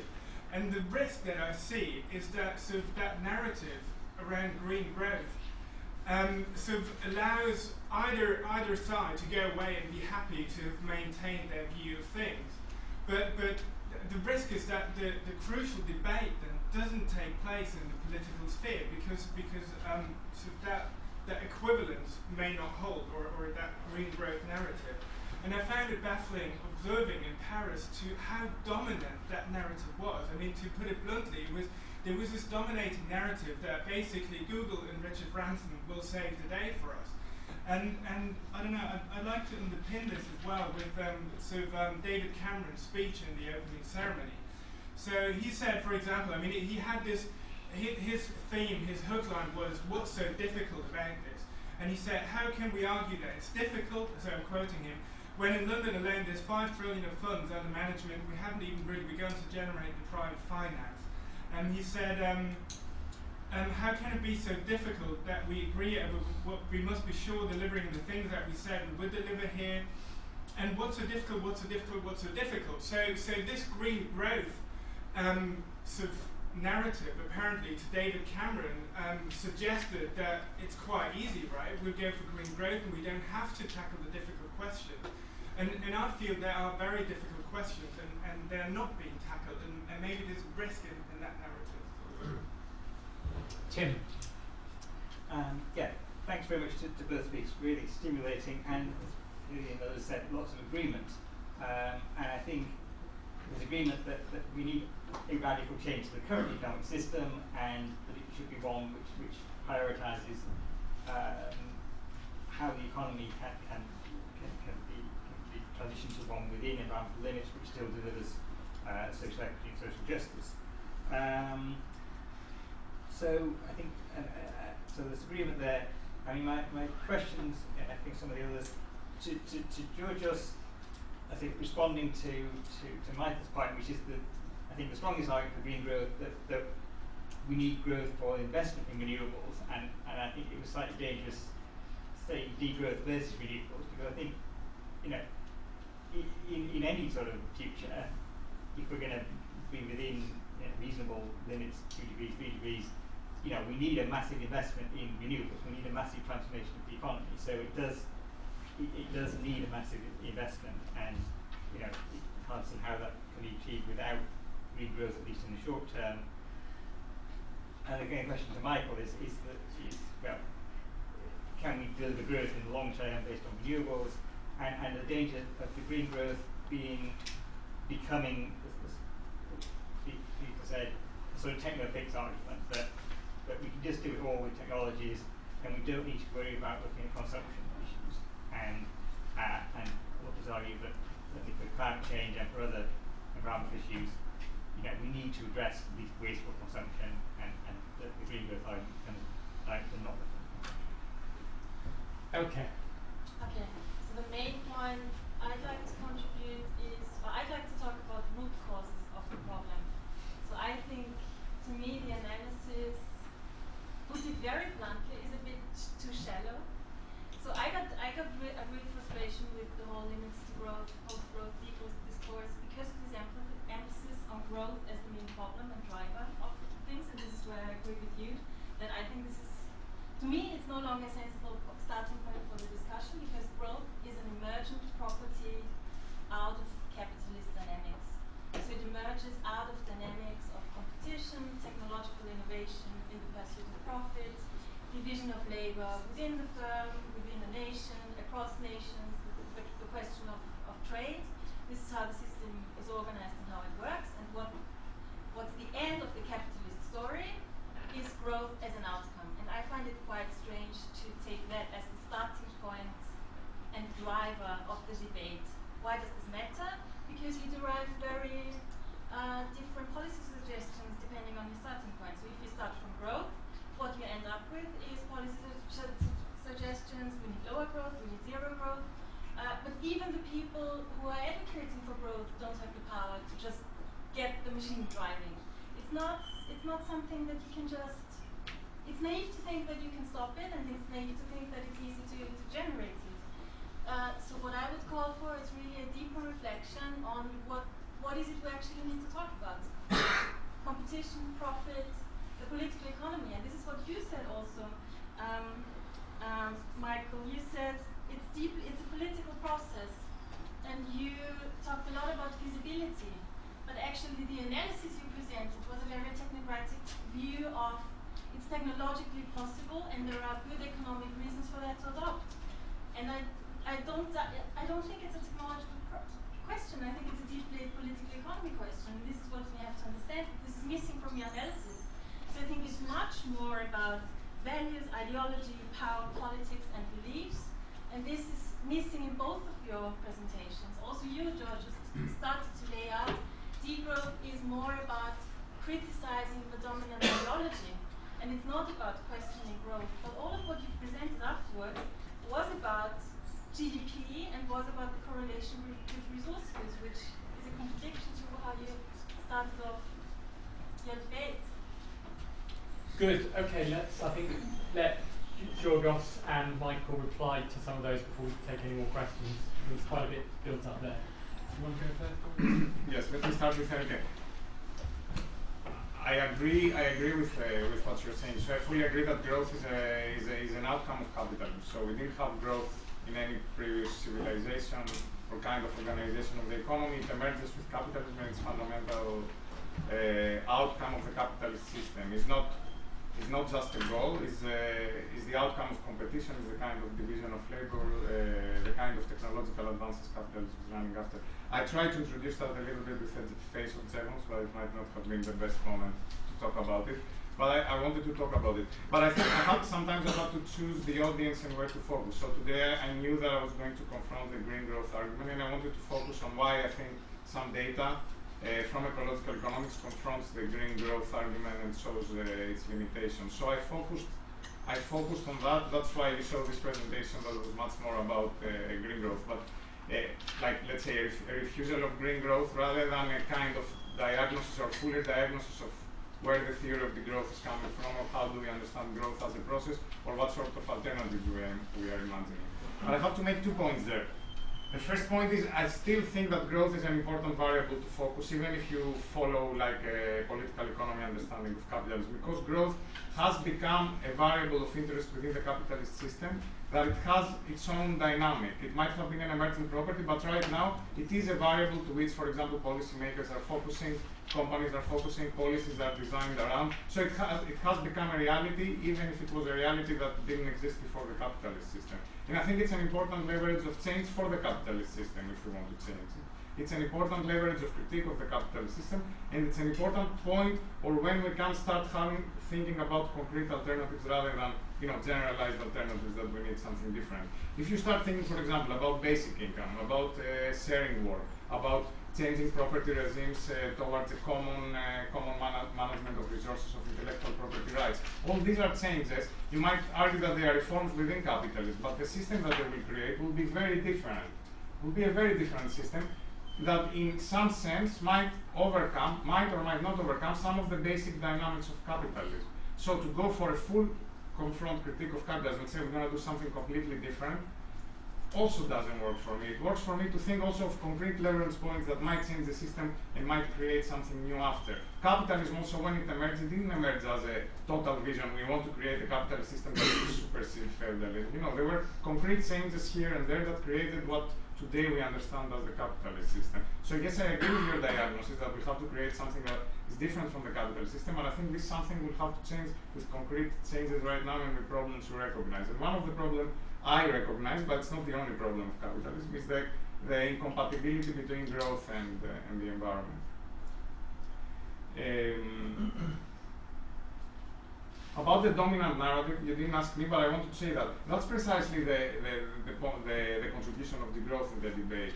But if we leave degrowth out because we think it's politically unfeasible or right now it's not going to make headways into government or into Paris, precisely we don't challenge this happy narrative. It's easy out there, and Richard Branson and Bill Gates will save the day with breakthrough institute technologies. Precisely, we need this argument. Let's say it's much more difficult than that, and it needs a system change. So, system change, we might argue what is system change, but at least we put this discussion on the forefront. If we completely avoid it, we say it's possible to have green growth and it's possible to have just a change of technologies and continue with the system as it is, then we are killing this debate from the beginning. If we think that this debate must be held, we have to take the radical position. If we already go with, let's say, with a moderate position, then the radical discussion will never start.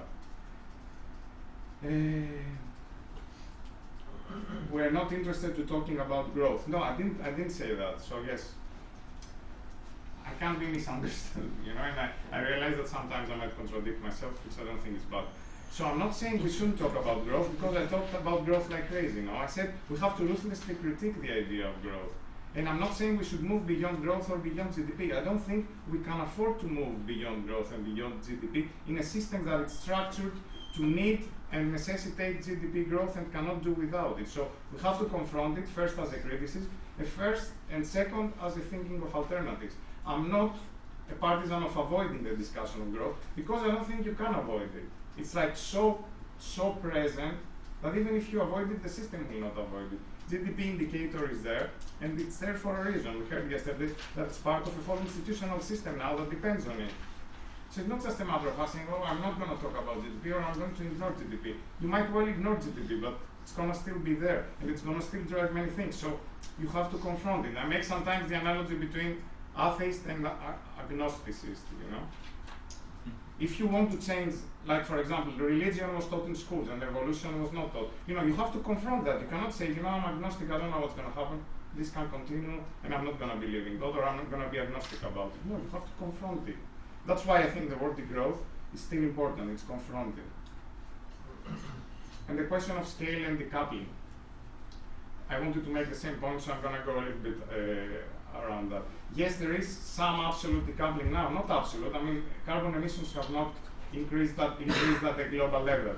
But to get the type of reductions that we heard yesterday, 10 or 12 or 14 or 15% per year, if we want also a positive growth rate, we don't have any experience that this can happen. So in that sense, less growth will definitely make things easier. To claim that 1 or 2 years of just decoupling a little bit or decoupling in some countries is an evidence that the scale of a total decarbonization of the economy is possible, I think it's still too premature to make this call. Michael? Right, what a fantastic conversation, and I suspect we're not going to have to have a go at this. So really very interesting comments, a lot of which I'm going to accept, I think. So let me just clarify the point that Rupert asked about letting the cat out of the bag by saying that China's, like the fact that China actually likely has a growth rate lower than its efficiency is a good thing. The reason I say that's a good thing is because, and I don't think it was letting the cat out of the bag, except that I'm happy to have the cat, or whatever the metaphor is. I'm boasting about the cat. Is because the growth rate is one thing which helps the economy if lots of other things are going in the right direction. And a higher growth rate makes it harder for China to reduce emissions. That's the priority. So no question that actually if their economy is not growing as fast as we thought, that is making it easier for them to do that. I accept that completely because that's what the maths suggests. The question is whether that should be China's goal, whether China should be all focused on its rate of GDP growth. China, it seems to me, is not trying to do that. It's trying to lift people out of poverty, it's trying to change the structure of their economy, it's trying to reduce emissions, various other things, all of which have an impact on the growth rate, but they are not targeting a particular rate of growth. On the contrary, they are quite explicitly saying we need a slightly lower growth rate, partly because they don't want to export so much, they want to have more domestic consumption and so on. So China does seem to be moving into a world where it is not fixated on the growth rate. It's still got a growth rate, and it needs that because it wants more people to come out of poverty, but it's not its focus. It's not its focus on emissions, it's not its focus on welfare, it's not its focus on the structure of the economy. I think that's rather interesting. So I'm happy to vote about the cat. How many countries will accept the reduced growth rate of the ones that agreed this in Paris? Now this is where the politics gets really interesting, because I think it's without question true that countries have moved to a position where they can even talk about reducing their emissions, and countries are doing that, beginning plans in some cases having quite well advanced to go for renewable energy, because they found a discourse which is sufficiently comfortable for them and which has sufficient political support to enable them to go down that path. And I think that's what green growth has done. It has enabled that first moves in those directions to occur. Within that, of course, there's hypocrisy, there is complete lying about it, there is people the wool is they put the wool over their own eyes, which Cameron and I suggest was one. They think it's easy, they think that Richard Branson and Google will solve the problem, that's ridiculous, and so on. So within that discourse, there's all kinds of positions, including people who don't really hold it, to be perfectly honest. But I think the discourse has helped move the politics, and therefore the policy, and therefore actually what's happening quite a lot. But within that discourse, you then have to fight for the priority of climate over growth per se. And the fight is not won. Nobody is suggesting, everybody on the green growth side says, oh, we've got it now. We've got a bit of emissions decoupling, so it's all fine. The fight is now massive, but it is a fight on territory where we have now got a chance of making progress. And my analysis of environmental politics is that for a long period, when environmentalists and people who supported growth of one kind or another in economy were on opposite sides, and leaders were saying, you can't do these two things. If you want to protect the environment, you have to stop growth, get rid of the capitalist system. We lost.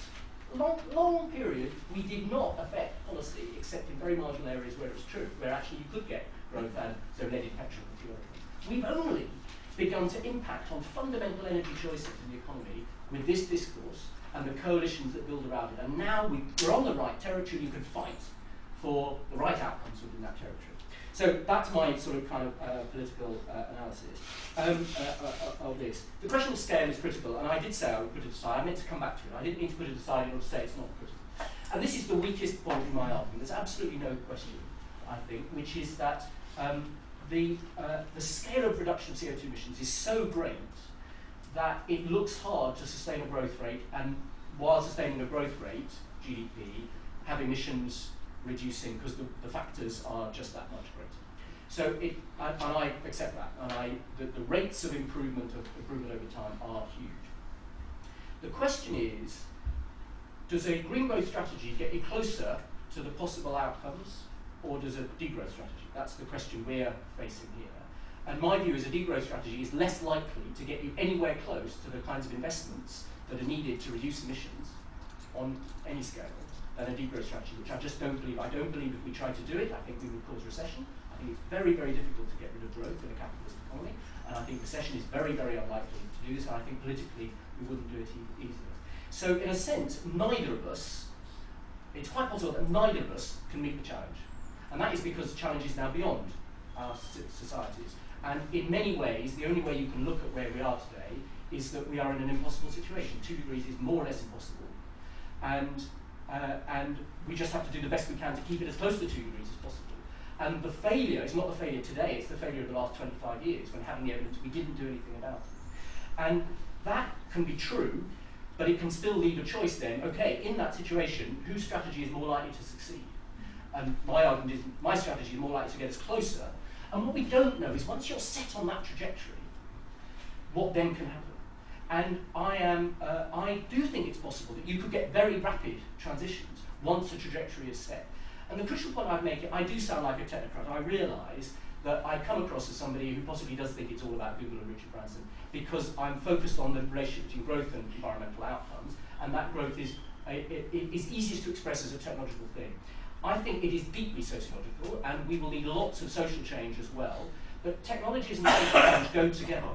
So if you look at what's happening now around cars, when I started doing environmental economics, there was a whole sustainable consumption movement which looked at cars and said, oh, cars are all this status symbol.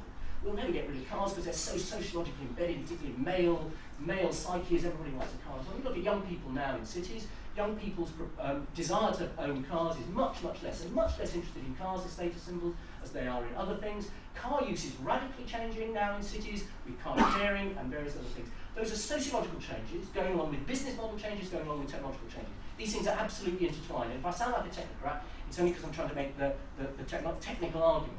But actually, these are deeply sociological, political changes. But don't think that you have to do all the lifestyle stuff first. But in some way, we have to change people's consumption desires before we can do anything. They go along with the technological change. These things happen in concert. So desires are changing as technologies change, as things become possible, as the social models change, and so on. These are intertwined, and then that takes us to the most interesting question, I think, which is the one that you raised, which is, are we not precisely living in a moment where radical change is even more possible? So in a sense, I heard the biggest critique about my argument.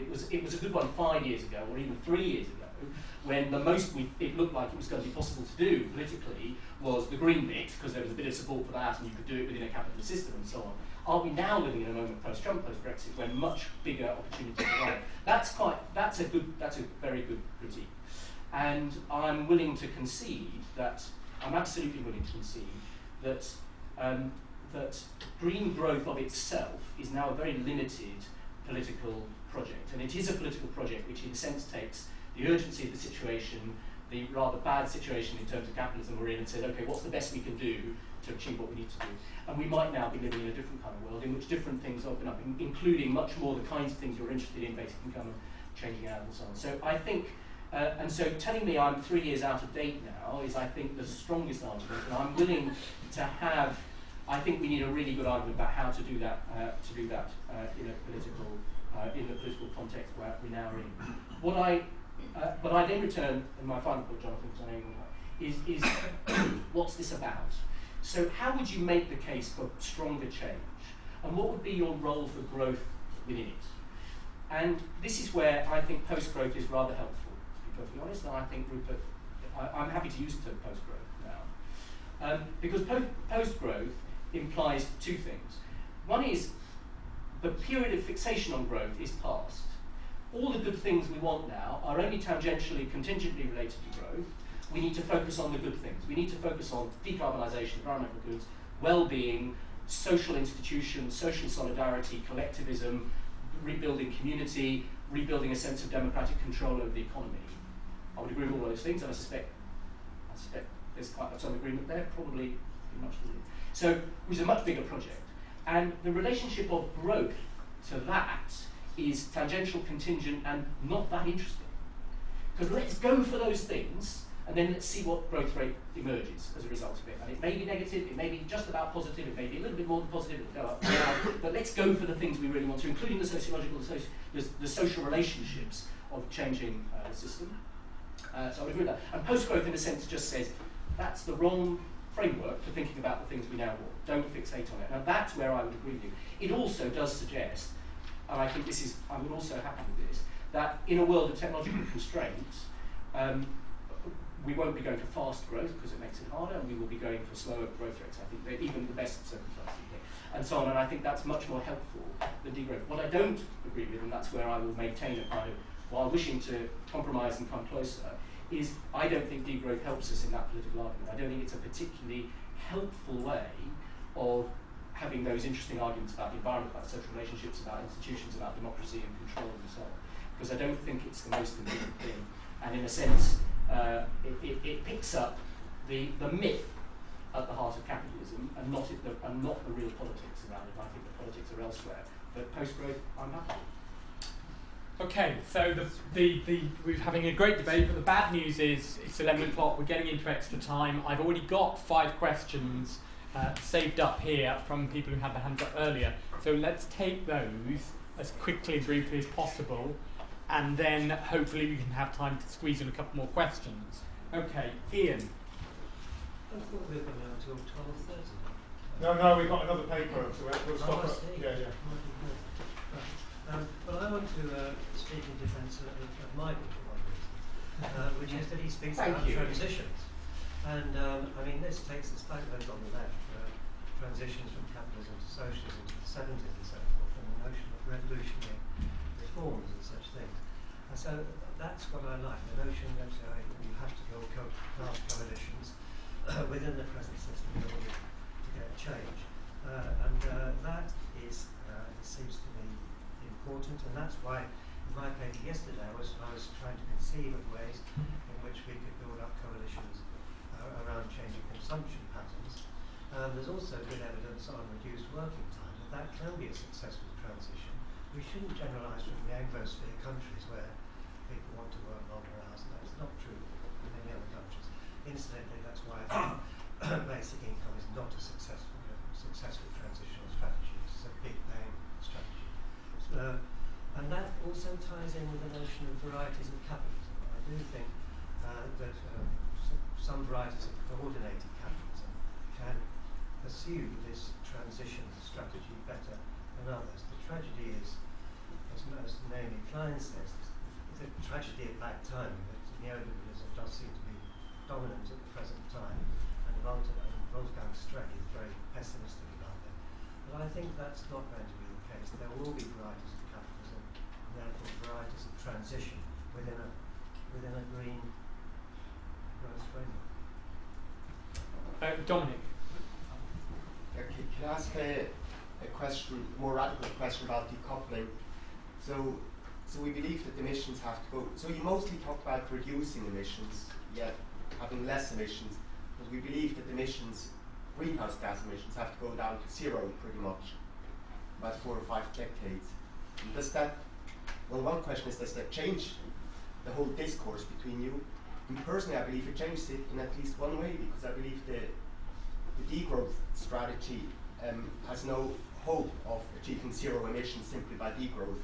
So even the degrowth strategy has to rely on the same technological innovation to get emissions down to zero. And if we have to do that anyway, why spend so much energy then on the pushing degrowth? Chuka. My problem is the one that they made previously, which I think Michael touches upon quite strongly, that I don't see much of a division in terms of technical points made. It is more about strategy. And both Giorgos and Michael touch upon it. So it is a better strategy one to kind of frontally confront the new economic model that we have, as Giorgos appears to be suggesting, and make this point in a very powerful way that business as usual, as it were, cannot get us, or tinkering and imagining cannot get us to where we want to go.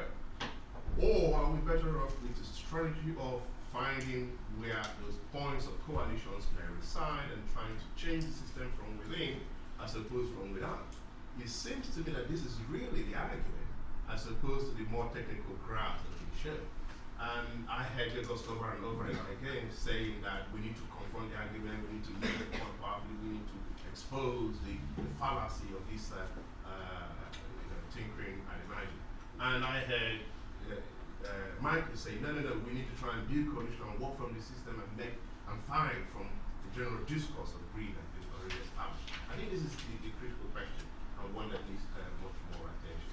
And then I was agreeing with Mike in the way that he was talking about the constitutive nature of ideas and the relationship between social construct and technology. And then he completely, lost my support when he said he's going to support post-growth, as if this argument is all about the developed countries. And we're talking of a system where at least 3 or 4 out of the the fastest growing and carbon emitting countries are now in developing countries, and people who absolutely need some form of growth, whether you find in terms of degrowth or green growth, to really lift masses of their population out of poverty. So can you let me know how post-growth philosophy can address the needs of the GB population? Kevin. Some of my questions, well, part of my question has been answered actually, but I do think in this area of climate change and arguably justice, if we are to be serious about our arguments, the eloquence of our arguments has to be buttressed with some numbers.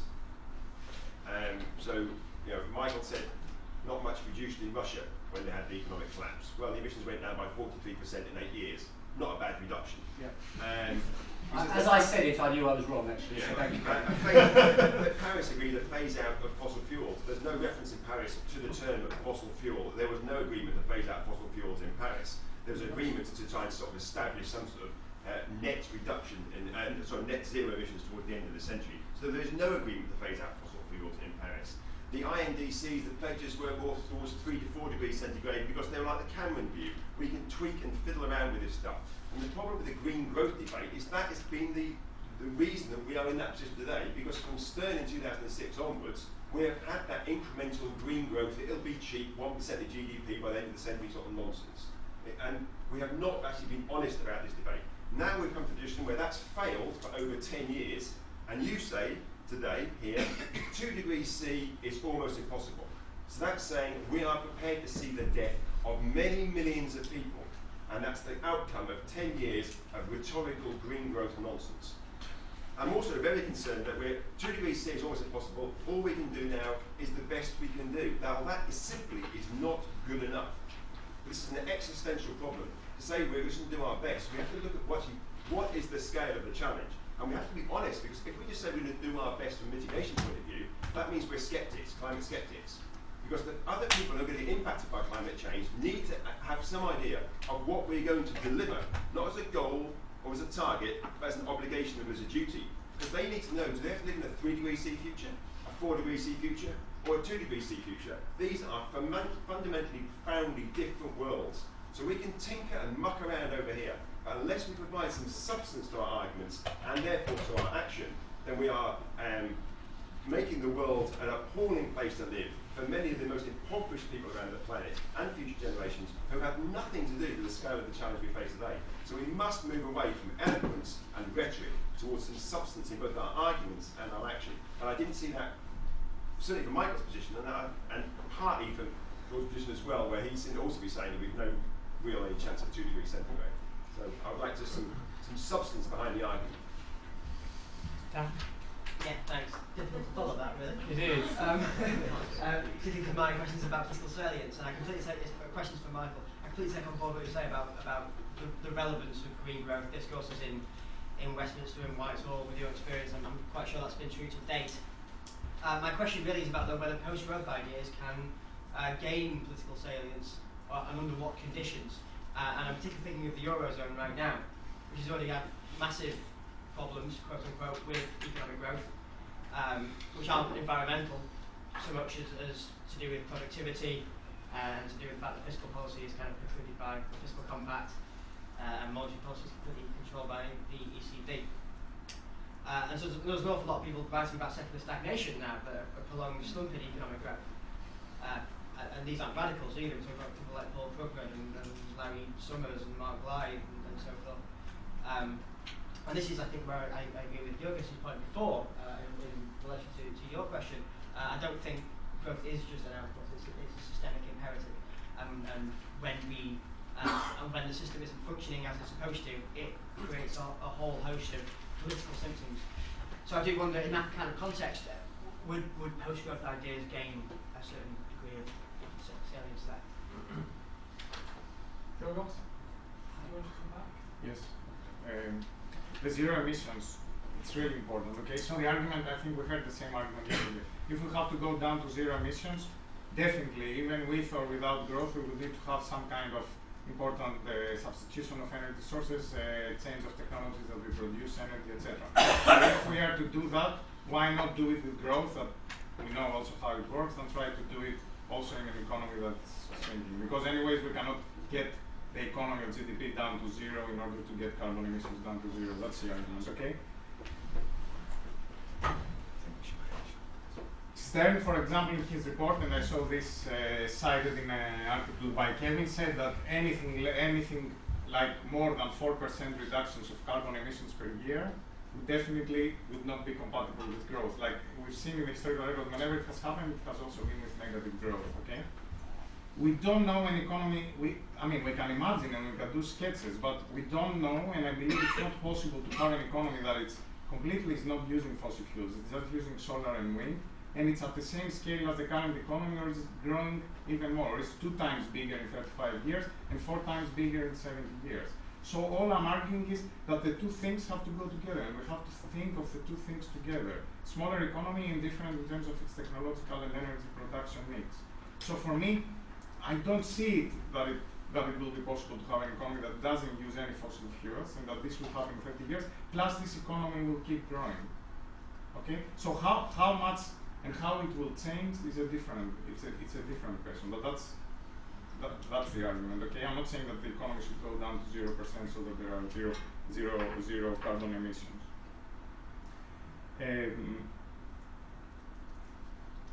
Lifting masses out of poverty.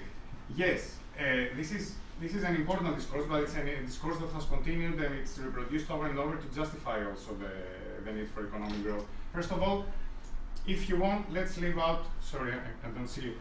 We can leave out the question of developing countries and agree that at least a change of the economy and the scale of the economy and a change and transformation of the type of economies and societies we have in the global north is necessary. So if we agreed on that, then we can discuss also what it would mean for the rest of the world. But I don't think we have an agreement on that one either, okay?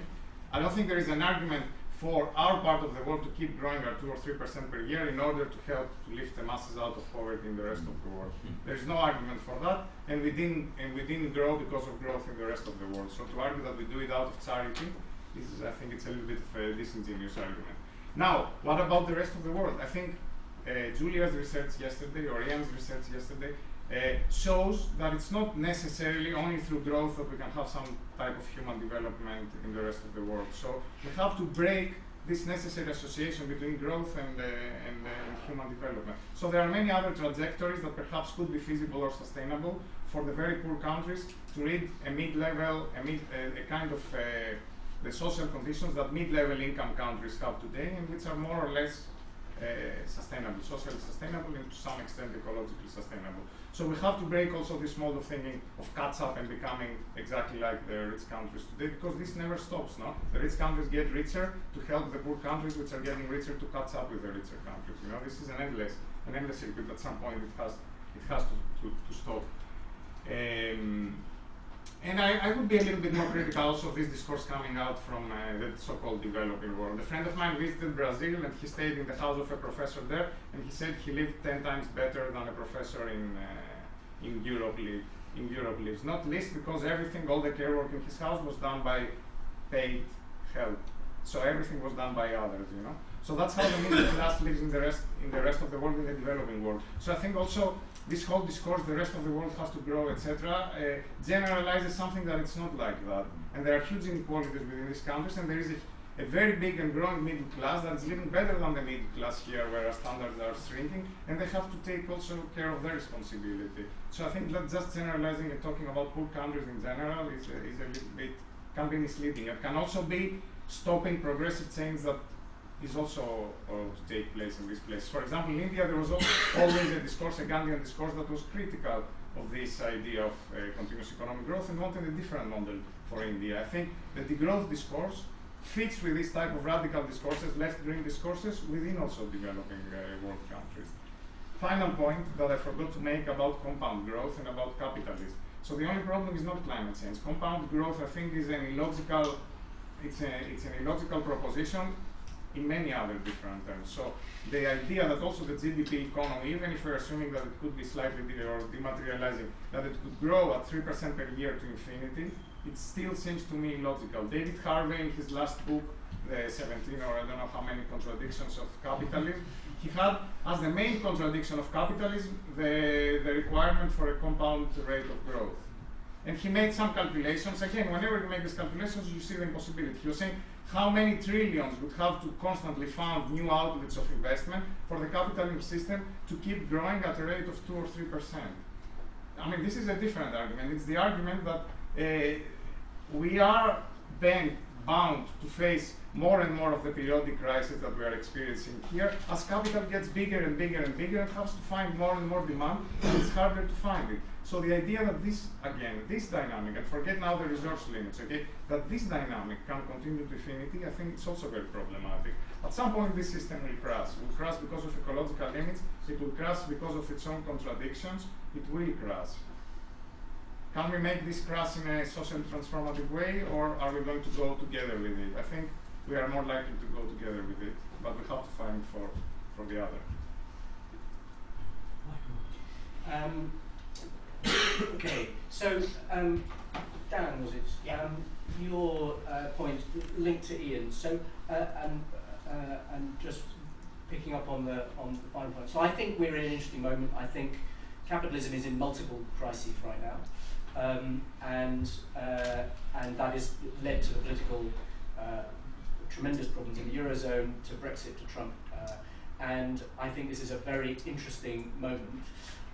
Politically and economically. I'm going to give a little plug to my new book with Marianne Mazzucato, Rethinking Capitalism. We try and address the multiple crises of capitalism in that, and particularly the economics that you need to address them. So I think this is a moment of radical thinking, and I think this is both about the way we think about the way economic policy and about the political, as Ian puts it, the coalitions, the transitions that you build and what you're transitioning to. So I think that's tremendously fertile territory. The one thing I would say within this that relates this back to the kind of environmental conversation we've had here is don't forget the environmentalism within that. Because much of those crises and the resistance to them are not actually very particularly green, because people's priorities are different and so on. So even within a kind of socialist, social radical movements, there is a risk that the environmental thing is slightly lost, because that's not the strongest thing that is motivating much of the resistance. It's one of them. And even while we're transitioning to a kind of softer capitalism with a more active state and a more socially just and various other things, if we don't deal with our carbon emissions and if we don't get the shift to renewable energy going much quicker and so on and so forth, we won't have solved this crisis. We might have got a more socially benevolent climate crisis. And that's why, in a sense, that just making sure that we are making that argument it remains very important. But I think there's lots of interesting things going on there. Chucky, you correctly took me to grasp about post-growth in developing countries, and here I disagree. I think developing countries need growth. They need income growth because incomes make people unequivocally better off. Lots of things wrong with the ways in which you generate that income in many ways, but nevertheless they absolutely, and it's quite unconscionable to say, so post-growth is a developed world concept only. There are different development models, there are different ways of growing, but they all have growth. They all have growth of incomes in them for developing countries. I think that has to be accepted, even though we can then imagine different development models within that. The emissions needing to go down to zero is, I think, a really critical point, and I would rather agree with your critique of degrowth, which is, I think, it's very hard to see how a degrowth strategy on its own, at least, is that, and in that sense, we completely agree, I think, which is that we both understand that emissions have to go to zero as rapidly as it is possible to do, and to do that we need more investment in a whole variety of things, but many of which are technological. And my argument is that to get that investment flowing as fast as possible, a degrowth political discourse is not very helpful, whereas I think a green growth one is more helpful, but that's absolutely where we need to go. And then that brings us to the big challenge which comes from Kevin. So I don't think it's true to say the Russian numbers are wrong. I completely accept that. As I said that sentence, I realise that was not true. But I also don't think the collapse of the Russian economy is a particularly good model of degrowth. It caused immense hardship, tremendous poverty, and Putin. And so, in a sense, although the numbers are completely wrong, the argument as that is a kind of degrowth strategy. And that is the risk, obviously, of a kind of strategy focused on degrowth, which is that you get massive recession, because that's the best way of engineering degrowth you can find. There may be much better ways. I'm not clear what they are now. But your real challenge, I think, Kevin, is a very interesting one, and I want to pass it back to you, which is we do have to do something incredibly difficult. The numbers you put forward are broadly correct. I think there is some, but I'm happy to accept them. The question is, how do we, what does that leave us with morally, which is the point you raised, and then how are we most likely to do that? The question of morality, and you made quite an accusation there that I'm happy to see millions of people die. No, I'm not happy about that. But many of those people are going to die now and are already dying in the world that we've already got. And so we're all anybody who's been an adult for the last 25 years shares in the moral culpability of the failure to do that. And that is no more, no less than the moral culpability that we will have over the next 25 as we probably fail. That is, all of the, at 2 degrees, as you well know, is not good enough. 2 degrees isn't good enough. Because 1.5 degrees, as we know, as the islands are telling us, will mean the end of people's life living in parts of the world. So this is all morally awful. And we should be trying to minimise it. And so my question back to you, which is the one that I'm trying to address, is what is our best route to doing that? Or to doing as much of it as is possible? And I do believe that doing as much of it as possible is much better, is a proper strategy. And it's not as good as doing all of it or doing even more, but it is a proper strategy. And it's not a proper strategy to say, let's go for perfection in rhetoric, in claim, and then achieve less than the best we can do, which is the position that I said that you didn't like. And this is a question back to you, Kevin, and to everybody else, which is, what is the best way of doing the most we can do to reduce those climate impacts, given the numbers? And you say that the last 10 years, based on the Stern view, have been a failure.